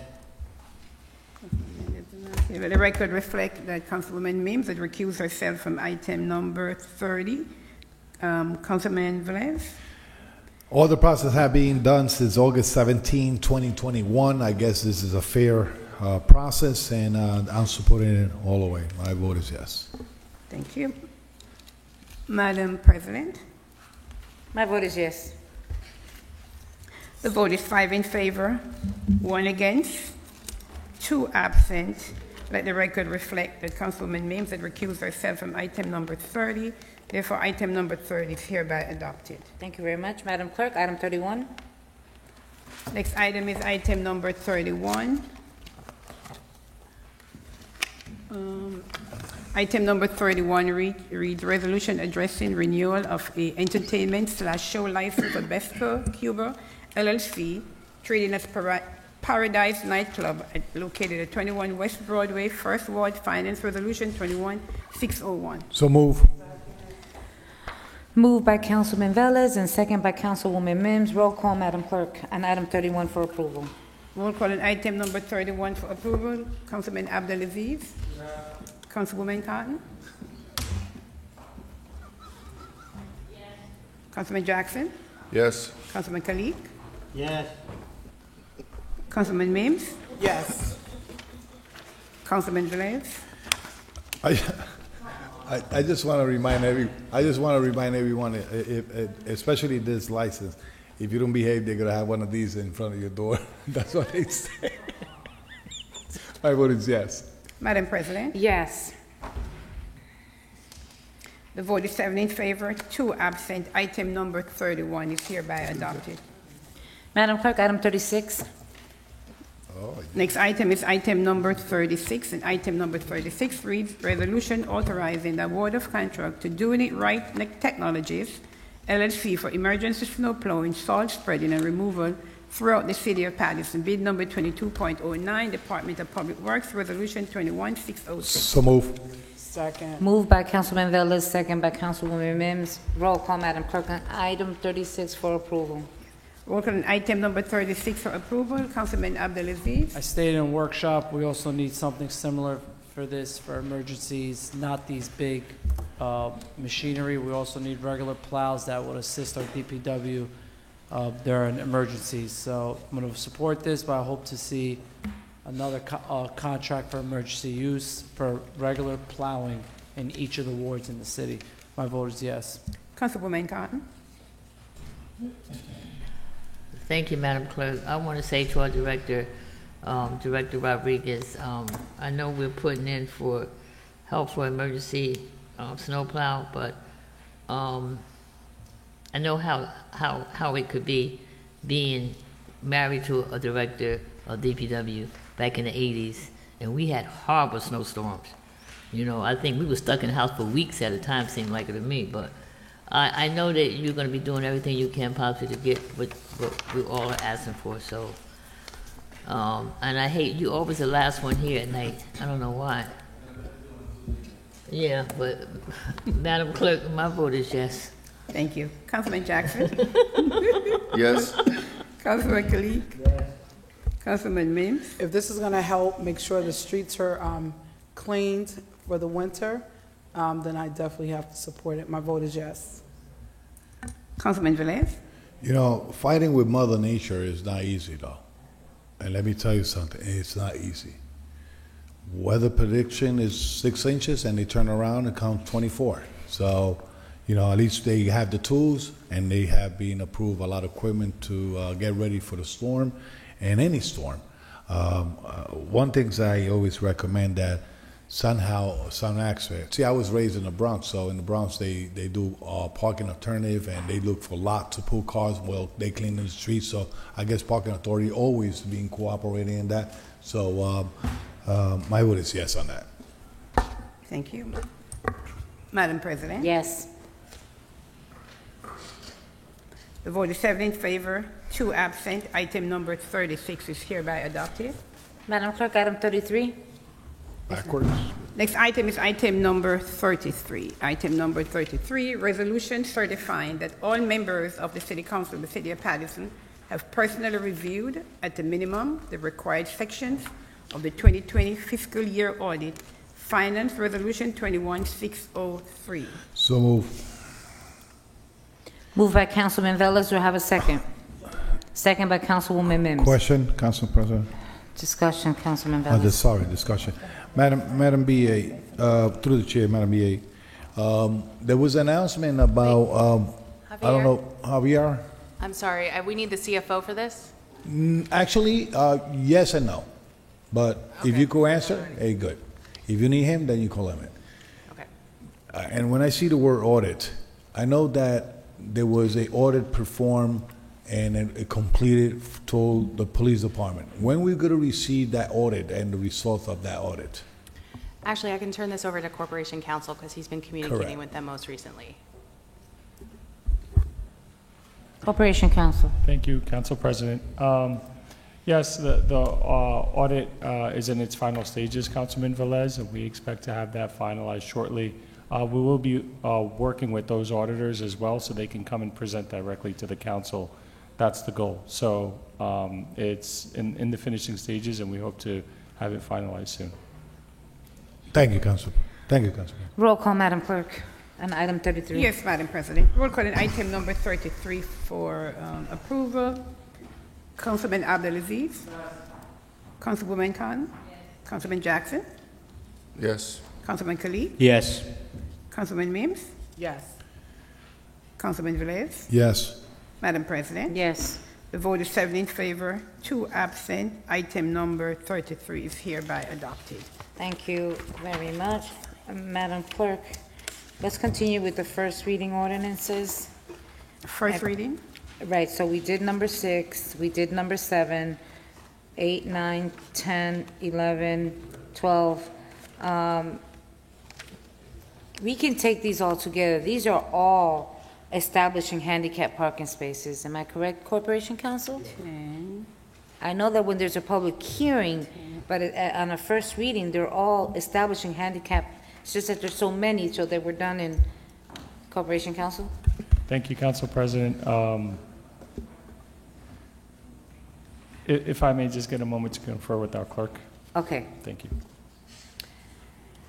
So 8, 9, 10, 11, no, 8, 9, 10 are to establish handicap parking spaces on locations and city roads. And then 11 and 12 are repealing. Correct. So we can take the 3 that are establishing Together. and then 2 that are repealing. repealing. You are correct, Madam President. I know, we've done this in the past. Can we move to the other one until they decide? No, because he's speaking to Oh. her, so I need her. Council President, can I just take the moment. I just want to say happy birthday to my aide, Nancy Greer. I know she's up doing the camera tonight, but happy birthday. I say happy and many, birthday many, many more blessings to Ms. Nancy Greer. So, Nancy Greer, they told me to sing Happy Birthday to you. Happy birthday to you. Happy birthday, Nancy Greer.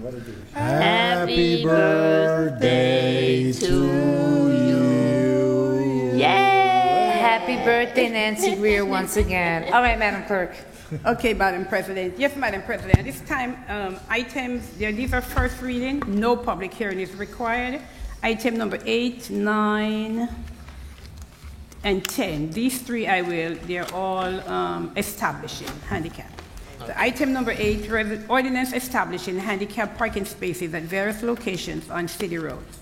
270 Atlantic Street, 150 Illinois Avenue, 34 Oxford Street, 466 Park Avenue, 114 Birch Street, 55 James Street, 136 North 9th Street, 14 Redwood Avenue, 231 Liberty Street, 113 Maitland Avenue, and 425 Park Avenue, and 290 Redwood Avenue.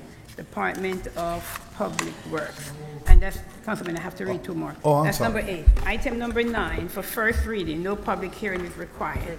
Ordinance establishing handicap parking spaces at various locations on city roads. Department of Public Works, 176 Beach Street, 83 North 11th Street, 85 Patterson Street, 140 Patterson Avenue, 962 East 24th Street, 35 North 4th Street, 372 Park Avenue, 256 Van Houten Street, 45 Wayne Avenue, 42 Elk Street, 105 North 7th Street, 494 Park Avenue, 68 Marshall Street, 480 East 33rd Street, and 365 Knickerbocker Avenue.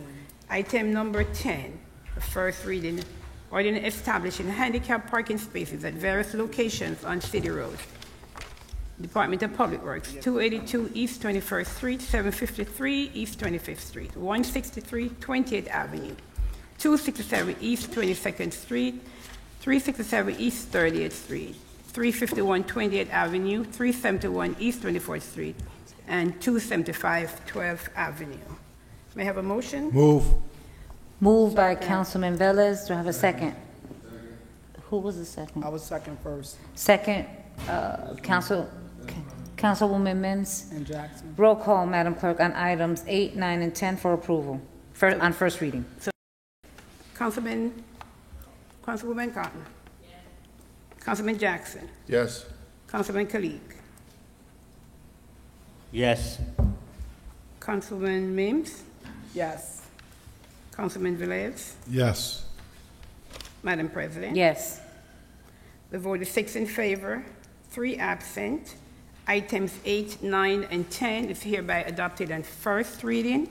Second reading will be held at the next regular meeting of December 14, 2021 at 7 p.m. and also a public hearing.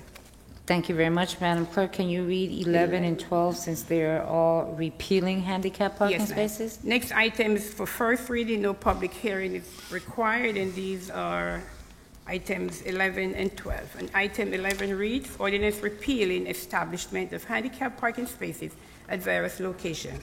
And this is from Department of Public Works, 125 4th Avenue, 126 17th Avenue, 199 Emerson Avenue, 788 East 23rd Street, 56 North 4th Street, 365 12th Avenue, 81 Beach Street, 688 East 26th Street, 90 Carbon Street, 148 16th Ave, 22 North 4th Street, 240 23rd Avenue, 604 14th Avenue, 408 20th Avenue, 723 East 26th Street, 247 East 25th Street, and 32 Highland Street. That's item number 11.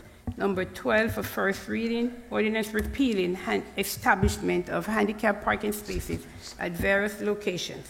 46 Knickerbocker Avenue, 64 Grove Street, 367 East 27th Street, 676 East 30th Street, 977 East 22nd Street, 116 Carlisle Avenue, 31 Albion Avenue, 169 Knickerbocker Avenue, 253 Paxton Street, 318 East 30th Street, 853 East 22nd Street, 30 Ryerson Avenue, 50 De Ramos Street, 178 Sherman Avenue, 23 George Street, 1042 East 22nd Street, 441 East 39th Street, 825 East 22nd Street, 33 Patterson Avenue, 10 Albion Avenue, and 218 Wayne Avenue. May I have a motion? 11 and 12. Move.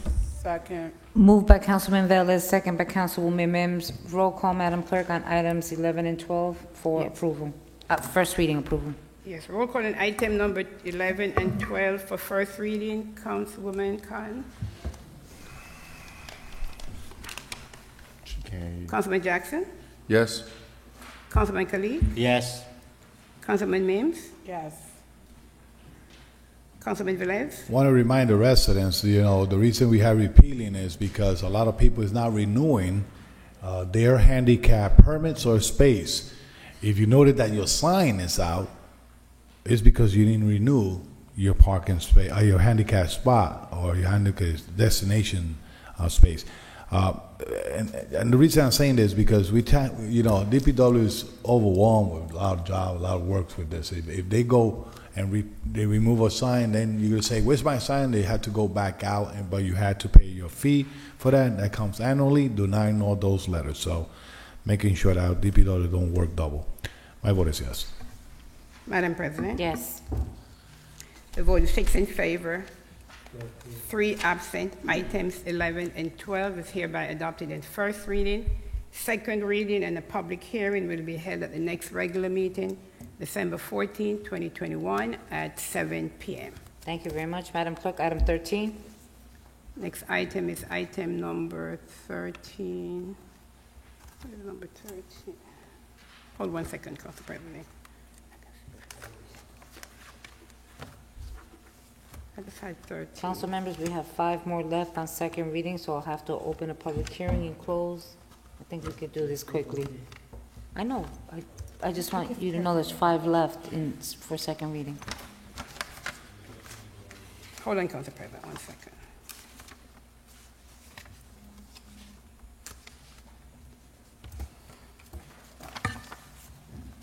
Yeah. Next item is item number 13. For first reading, no public hearing is required. An ordinance establishing always stop control in the section of Rosa Parks Boulevard and Keene Street, Department of Public Works. Second.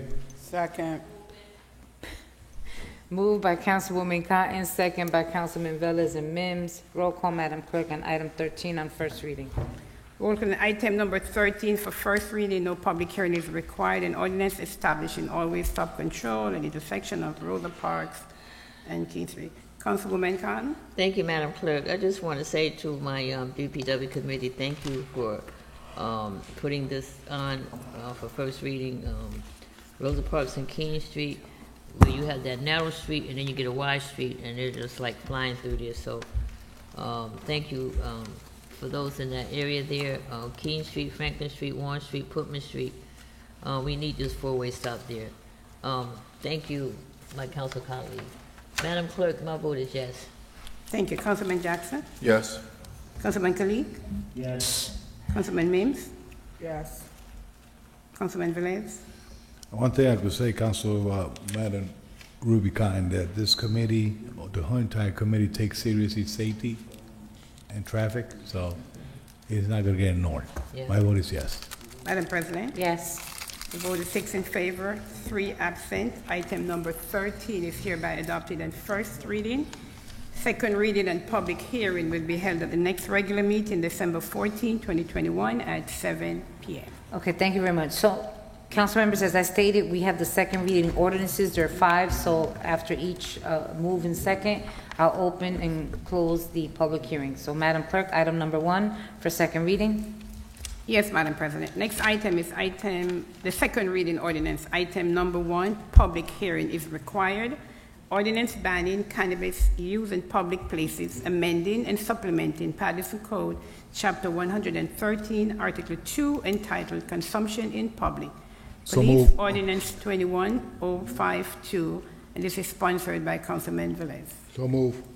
Moved by Councilman Velez. Do I have a second? Second. Second by Councilwoman Cotton. The public hearing is now open for item number 1. See no one, move to close. Second. Seeing none, move to close by Councilman Velez and second by Councilwoman Cotton. Roll call, Madam Clerk, to close the public hearing on item number 1 on second reading. Yes, Madam President. Roll call to close the public hearing. Item number 1, Councilwoman Cotton. Yes. Councilman Jackson. Yes. Councilman Kalik. Yes.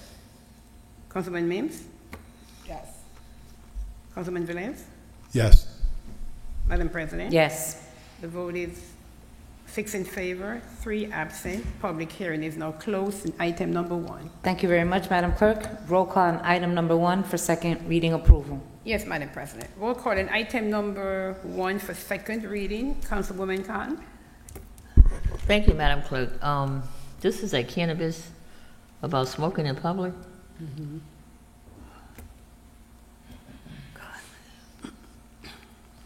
I'm going to abstain. Councilman Cotton, abstain. Yes. I said I'm going to abstain, Madam Clerk. Yes, I don't want to repeat this. Abstain. Councilman Jackson. Yes. Yes. Councilman Kalik. Absolutely, yes. Okay. Councilman Mims. So the concern I have to the general public, and I was very vocal during the time of this item being presented before this council when we made a decision to opt out.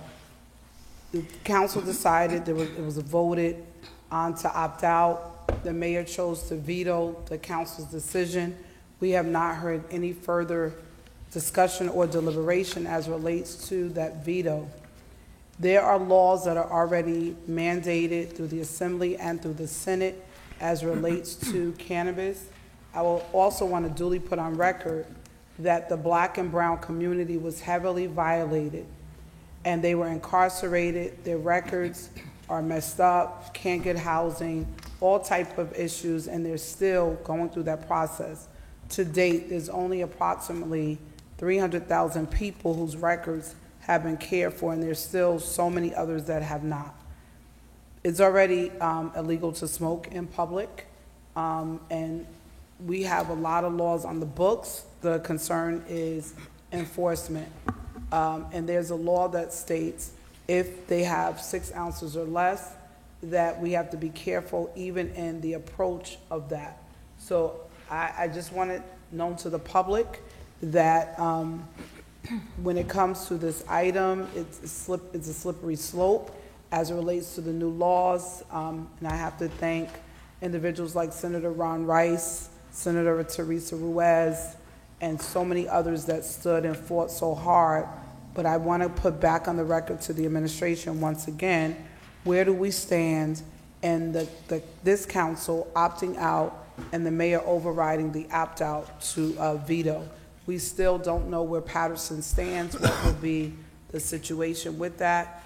With that stated, Madam Clerk, I cannot support this item because we don't have any information as it relates to where we stand with cannabis in the city of Patterson. My vote is no, Madam Clerk. Councilman Velez.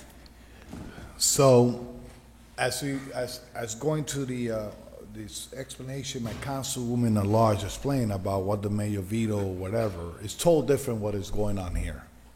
Totally different. We had the right to regulate. We had the right to do in the municipal level to level the same way the state has it. The state prohibited public smoking of cannabis. If you're not aware, they are banned to smoke in public, parks, et cetera, front of schools, et cetera, et cetera. So the intention of this ordinance, and we explained it in the workshop, is to put it at the same level of consuming alcohol in our streets. The same level. A beer, a wine, liquor is legal, but you can have public consumption. In this case, this will address cannabis. I receive a lot of numerous calls from ministers, residents, about individual, and this is having even take place into January 2022. So when people heard cannabis was legal, everybody started smoking whatever they want. this will address all those concerns of ministers. It will address the concerns of households, property owners, when they have people smoking in front of the houses, et cetera, et cetera. So if you want to do cannabis, that's in your own private will, whatever you want to do it. There's strict laws on it. So I think this is a step to bring a little bit of fresh air in our city. My vote is yes on this. Madam President. My vote is yes.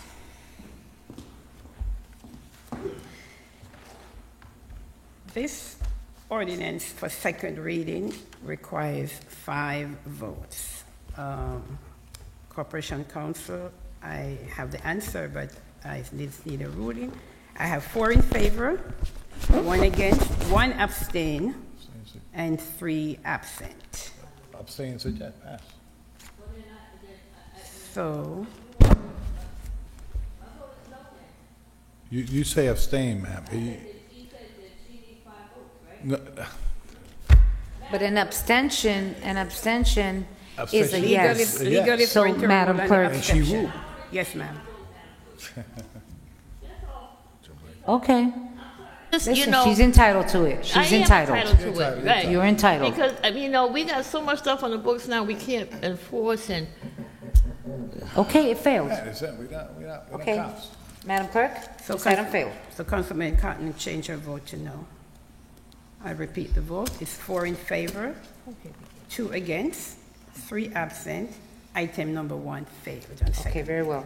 Madam Clerk, item number 2. Yes, Madam President. Next item is item number 2 for second reading. Public hearing is required. An ordinance establishing handicap parking spaces at various locations on city roads. 383 Ellison Street, 56 North 3rd Street, 493 Totowa Ave, 252 Harrison Street, 245 East 25th Street, 117 East 26th Street, 224 East 26th Street, 403 East 29th Street, 138 East 32nd Street, 652 East 32nd Street, 410 11th Avenue, and 229 22nd Avenue. Department of Public Works Ordinance 21053. So move. Moved by Councilman Velez, second by Councilwoman Mims. The public hearing is now open on item number 2. Seeing none, move to close. Seeing the move to close by Councilwoman Mims, second by, who's that second? Councilman Jackson. Councilman Jackson. Jackson. Roll call, Madam Clerk, on item number 2. Yes, Madam President. Roll close the call public. to close the public hearing on item number 2. Yes, ma'am. Roll call to close the public hearing. Item number 2, Councilwoman Khan. Yes. Councilman Jackson. Yes. Councilman Kalik. Yes. Councilman Mims. Yes. Councilman Velez. Yes. Madam President. Yes.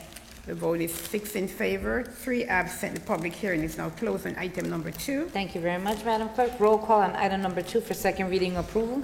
Vote on item number 2 for second reading. Councilwoman Khan. Yes. Councilman Jackson. Yes. Councilman Kalik. Yes. Councilman Mims. Yes. Councilman Velez. Yes. Madam President. Yes.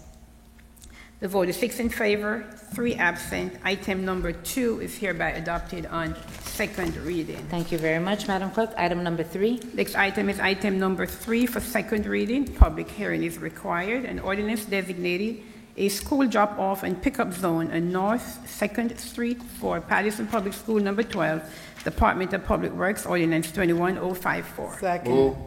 Moved by Councilman Jackson and second by Councilwoman Mims. Finally, paperwork is on the go. The public hearing is now open on item number 3. See no one move to close. Seeing none, move to close by Councilman Velez and second by Councilwoman Mims. Jackson. Yes. Councilman Kalik. Yes. Councilman Mims. Yes. Councilman Velez. Yes. Madam President. Yes. The vote is 6 in favor, 3 absent. The public hearing is now closed for item number 3. Thank you very much, Madam Clerk. Roll call on item number 3 for second reading approval. Yes, ma'am. Roll call on item number 3 for second reading. Councilwoman Cotton. Yes. Councilman Jackson. Yes. Councilman Kalik. Yes. Councilman Mims. So to the principal at School 12, and I have to shout out Ms. Moultrie, who has been waiting for this item. I'm really grateful to be able to support it. So Y'all do that. I'm sure if you're not watching, you will be looking at the tape on tomorrow. So my vote is yes. Thank you. Councilman Velez? I want to remind all the schools that have a drop-off and pick-up zone. It's for buses and drop-off and pick-up kids. I would like to see teachers' cars parked there because it would not serve the purpose. So my vote is yes. Thank you. Madam President? Yes. The vote is 6 in favor, 3 absent. Item number 3 is hereby adopted on second reading. Number 4? Okay, so I know 4 and 5 is second reading. Thank you very much. Madam Clerk, items 4 and 5, please read into the record. Yes, Madam President. Next items are items 4 and 5 for second reading. Public hearing is required on both. And item number 4 reads an ordinance establishing handicap parking spaces at various locations on city roads. And number 8 and too. I'll read the roads. 8. It's the same. We already did it. I have to read the roads. Councilman, we already did 8. Oh, you did? Yes. The various roads are 63 Arch Street, 178 Beach Street, 170 Liberty Street, 25 North York Street, 152 North 3rd Street, 30 Redwood Avenue, 111 Redwood Avenue, 96 Sherman Avenue, 315 Fair Street, 64 Marshall Street, 109 Patterson Avenue, 27 Queen Street, 9 Sealy Street, 41 East 13th Street, 1013 East 19th Street, 312 East 23rd Street, 443 East 24th Street, 489 East 24th Street, 947 East 25th Street, and 869 East 24th Street, Department of Public Works, and that's Ordinance 21055. That's item number 4. And item number 5 reads for second reading. Public hearing is required as well. Ordinance establishing handicap parking spaces at various locations on city roads.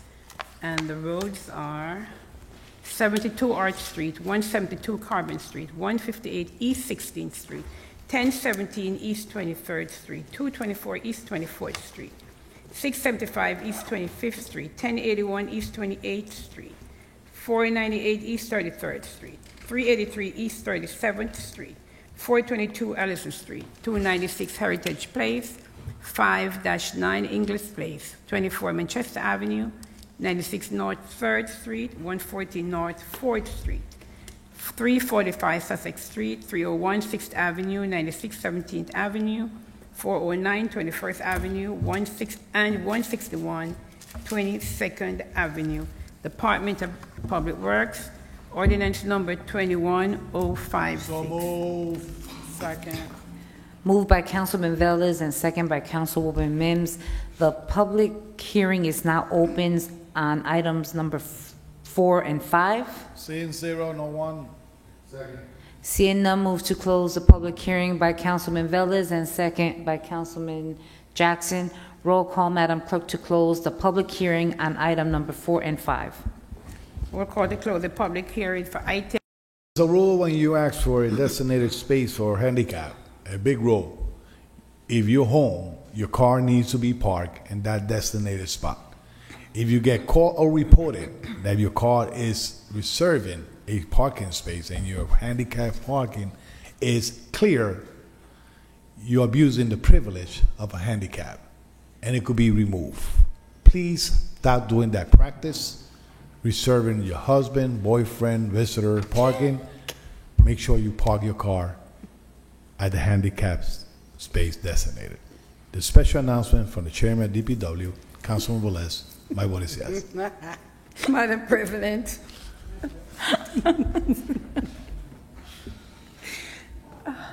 We're closing the public hearing, right? Yes, ma'am. Yes. The vote is 6 in favor, 3 absent. Public hearing is now closed for items number 4 and 5. Thank you very much, Madam Clerk. Roll call on items 4 and 5 for second reading approval. Yes, Madam President. Roll call, items 4 and 5 for second reading. Councilwoman Khan? Councilman Jackson? Yes. Councilman Kalik? Yes. Councilman Mims? Give me opportunity to say in Spanish. A la gente que reservan parking o que hacen handicap, por favor mantengan su carro en el handicap. No reserve parking para su novio, su esposa, su visitante. Manténgase parqueado ahí. Esto hace un anuncio especial de su concejal Luis Vélez. My vote is yes. Madam President? Yes. The vote is 6 in favor, 3 absent. Items 4 and 5 for second reading are hereby adopted. Madam President, just Thank you very much. League of Municipalities, which provides training and opportunities to the council, to the clerk's office, and different people. So I'm just asking, I know this year they've paid for one night of the hotel, but for me, I just want to put it on the record that it's a training for the council members. I am told today that the school board members, they're going to be paid entirety. That should be the same occurrence for the council members. Not sure how to allocate the funding, whether it comes out of our allocations that we are provided of the 30,000 or whatever. But I think if council members are going to be trained, that should be included, not just for the one night, but it should be for the entirety of the conference. So Councilwoman, on that note, No, but I mean, I want you to know that a few months ago I went to the BA because I don't know if you know this, but they weren't paying at all. No, I Only never. registration. One second. I never got paid. Let me complete. So I my don't know what sentence. year no, they no, paid. let me complete my sentence. I never got paid. Let me no complete my nights. sentence. So, the BA, exactly the same argument. I don't know if it's unfortunate or fortunate, but that is part of the MOU. Yep. It's there, okay? Where, and I don't want to go into the whole, at some point, they used to pay for it all, and then something along the lines, happened. And so I do want to say thank you, Madam BA, because at least she went back to what we previously did in 2019, which was pay for the registration and one day. And, we have, the city does put the check out first, and then we do reimburse. When did they for pay those 2019? two And additional- I One night? understand. So I need a all that. reimbursement. No, but I'm with you, that I Yes. think that this is a training, and that there is a process. I mean, we go and we check in. I mean, You say have that to- 2019 So they I- pay one day? So One I night? just want to go back One to day. what I I need previously- reimbursement then. So I want to And go I back gotta to keep what I that Board of Ed previously is mad stated, 'cause Madam they pay the BA. whole way and If they- you can they check raise with taxes. DCA, I think it should be extended so that when council members are going, we go to the classes, we're going there to be trained. I know that one day has been extended, but I think it should not just be for one day. I've paid, so it's not about paying, because I've Yeah. always paid. I've never been where my check wasn't in. So I'm just saying that this is a training. So Madam BA, if you can make a call to DCA, I think they'll extend the courtesy for that to be done for the council members that are. Council President, and they never paid, that I could recall, for any day, for me going down to the Leagues of City. Now, what Councilwoman Mims is asking, she asking for them to pay the whole way or one day? No, they already paid one day. They're paying one day. No, if you look at the payment of bills, One day paying they one day. wrote the whole check, so I'm not Right, sure. and that's why I said Right. that they put in order for Madam Right. Clerk to be able to get us rooms on time, there has to be a reservation and a payment. No, Right? And then we have to, I know what my bill is. My bill does not deduct one day. My bill is for my nights that I'm staying, all 4 nights. So my bill that I'm getting from Madam Clerk is not one day deducted. I know. I know. No. So let me just, and I'll, just one second. Right. The bill, right, they have to pay for the 4 No, I days. understand that. No, I no, but know. listen, Council, understand. I see. Councilwoman Klein, but let me complete my sentence. It's in here. What I'm trying to tell you is, if you're staying for 4 days, then it's multiplying the, let's just say, hypothetically speaking, say 3 it's $200, and you're staying for 4 days, That's therefore your $800. bill is going to be $800. Right. But when the city bills you, they're billing you only for the 3. Okay? Well- The city has to pay, Yes. put the money forward, but when you get billed, you're not being billed for the entire amount. Okay, Madam Clerk, since you were, Madam Clerk, have we gotten paid, have they paid for one day for us?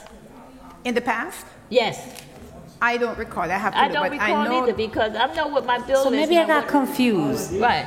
I have to look back, but I know this one. My apologies, and I'm going to take that Right, back. yeah. I'm sorry. I know I've always paid. I got my checks to prove. So Right. I guess I thought the Right, city you had thought, paid. no. So I They just were- realized every year that I've been here Every 7 years, I've paid. Yeah, and make sure you pay because now the press is behind you. Why you didn't pay? Council Oh, President. yeah, they'll come after us. Madam President, if I may, what I normally do in the clerk's office, the city pays up front for all the nights. Right. If the one night is taken away from each person, so I would send each person a memo and to ask them to pay for the other 2 or 3 nights.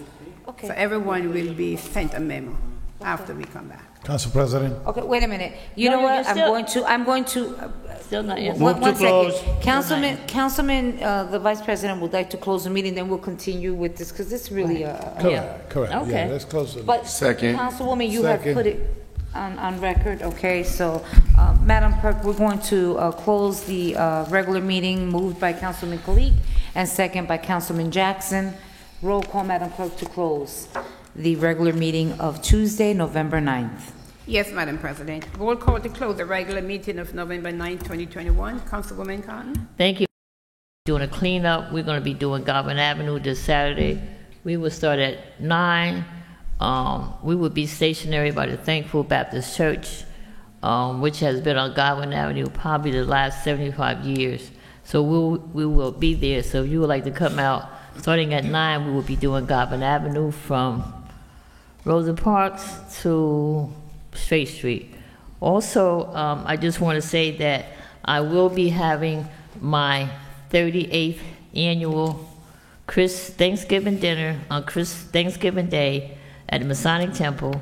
I will be doing also my 38th annual Christmas dinner at the Masonic Temple on Christmas Day. And what we would like to do this year in honor of my husband with the Ed Cotton Foundation that we started, we would like to, last year we were able to do 22 bicycles. This year we're looking for a goal of hopefully 50 bicycles that we will be able to give out to the community.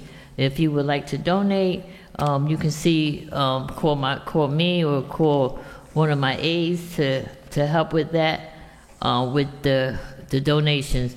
Also, I want to say that we just had a tea with Hearts of Hannah, Kelly Morse, myself, and my Women Empowerment Group, and it turned out excellent. Councilwoman Mims was in attendance with us. What we like to do is crown our little girls, and we call them our little princess. So it really turned out really nice, and that everybody had a good time. We was like in a mansion. So when we did this crowning of our little ones. Also, I would just want to put on record too that we was with this cannabis thing. I think we have. I've gotten a lot of calls about smoke shops popping up all around the city. Smoke shops all around the city.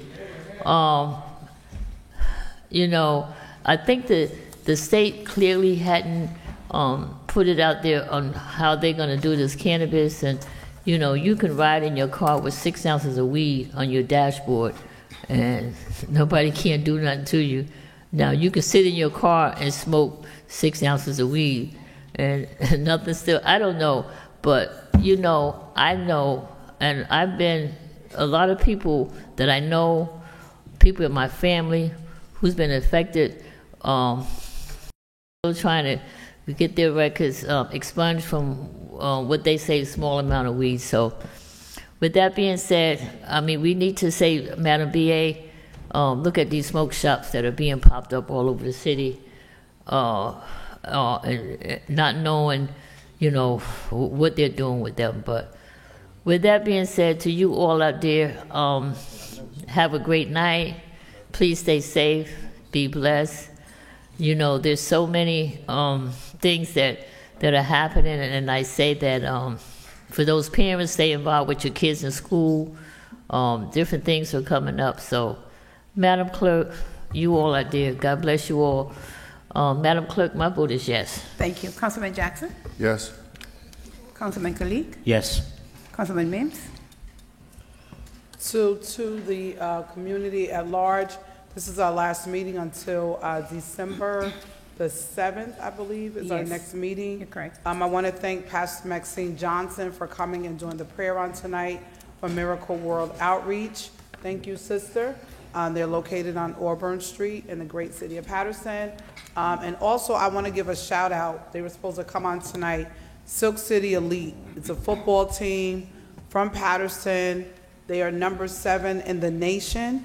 And they are going to be going to Florida to play in the championship. So great job to our East Side high school football players as well, who have won, I think they're 9-0. We give kudos to our soccer team under the leadership of Coach Alfred Serrano, who has won the championship. And so all of our football, soccer, volleyball, baseball players all throughout the city of Patterson, keep pushing, keep moving forward, and keep doing great things. God bless you. Good night. You say, thank you, Councilman Velez. You know, I want to invite the whole entire community. On the 5th Ward, they're going to be MC Ministry. Michael Goblin is going to be having a Joy the World concert. Please come down to 25 Lewis Street in Patterson, New Jersey, right here. You're going to have several singers, gospel singers, and it's going to start at 4 o'clock in the afternoon on Sunday, December 12th. So Lewis Street is between Oak Street and Cedar Street, and I hopefully be around there to enjoy the gospel music of my brothers and sisters from that concert. So I don't want to prolong this, but you know, Madam Ruby Kind just stated something real. You could carry, how much is it? 3 ounces? 6 ounces. 6 ounces in top of your dash of your car. That is private. That's your car, inside your car. You could smoke cannabis, like she say, inside your car. That is your car. It's a private property. It's inside your car. So that's the good way to go. If the smell go outside, no. But, so you try to put the resolution. Ladies and gentlemen, we try to put some fresh air to our kids, to our seniors, to our residents that do not participate in cannabis. And you saw tonight the result. We cannot preach morale in two sides of the road. My vote, Councilwoman. Councilman Velez. Councilwoman, let me tell you something. Councilman Velez. My brother, and he's not afraid to say it, he used cannabis, over that time they call it marijuana, since he was 16 years old. Hold on, and he's not afraid. And let me tell you something. He comes to my house, and he lives in New York. And let me tell you something. He don't smoke inside my house. He respect. So, you know, all right. So that's your choice. I just want to let the community know how this goes. Ladies and gentlemen, once again, Nancy Greer, sister, I wish tomorrow will be another birthday. We could sing again. Happy birthday. My Lord bless you and bless your family. My vote is yes. Councilman, Madam President. So to all the veterans, on Thursday is Veterans Day, so happy Veterans Day to you. Patterson, we are trying our best to work for you. This council is trying its best, and I think that today is a testament to that. To Madam B.A., I've been on you for a few months. Councilwoman Mims was right. I really do think that maybe there's a way that you can go back and have a conversation. We've been giving increases of $30,000 to some employees, so maybe, you know, taking care of us on this side would be beneficial. But on a serious note, thank you very much. You know, Madam Clerk, thank you for just doing your due diligence and being so patient with the entire council. To my colleagues, I look forward to seeing you next week on the trail this weekend, and we don't have another meeting, so happy Thanksgiving. I will be doing as I've done every year, doing this for a long time. give back on November 20th. Oh, Mantilla Services giving back, everyone that has, I know that there's quite a few council members who donated to giving back Mantilla Services. Elcita Cabrera, I know that this is your project. Cafecito, go buy yourself some. Anyway, Patterson, have a good night. Thank you. My vote is yes. Thank you. The vote is 6 in favor, 3 absent. The regular meeting of November 9, 2021 is hereby adjourned. Good night, everyone. Thank you so much. Bye-bye.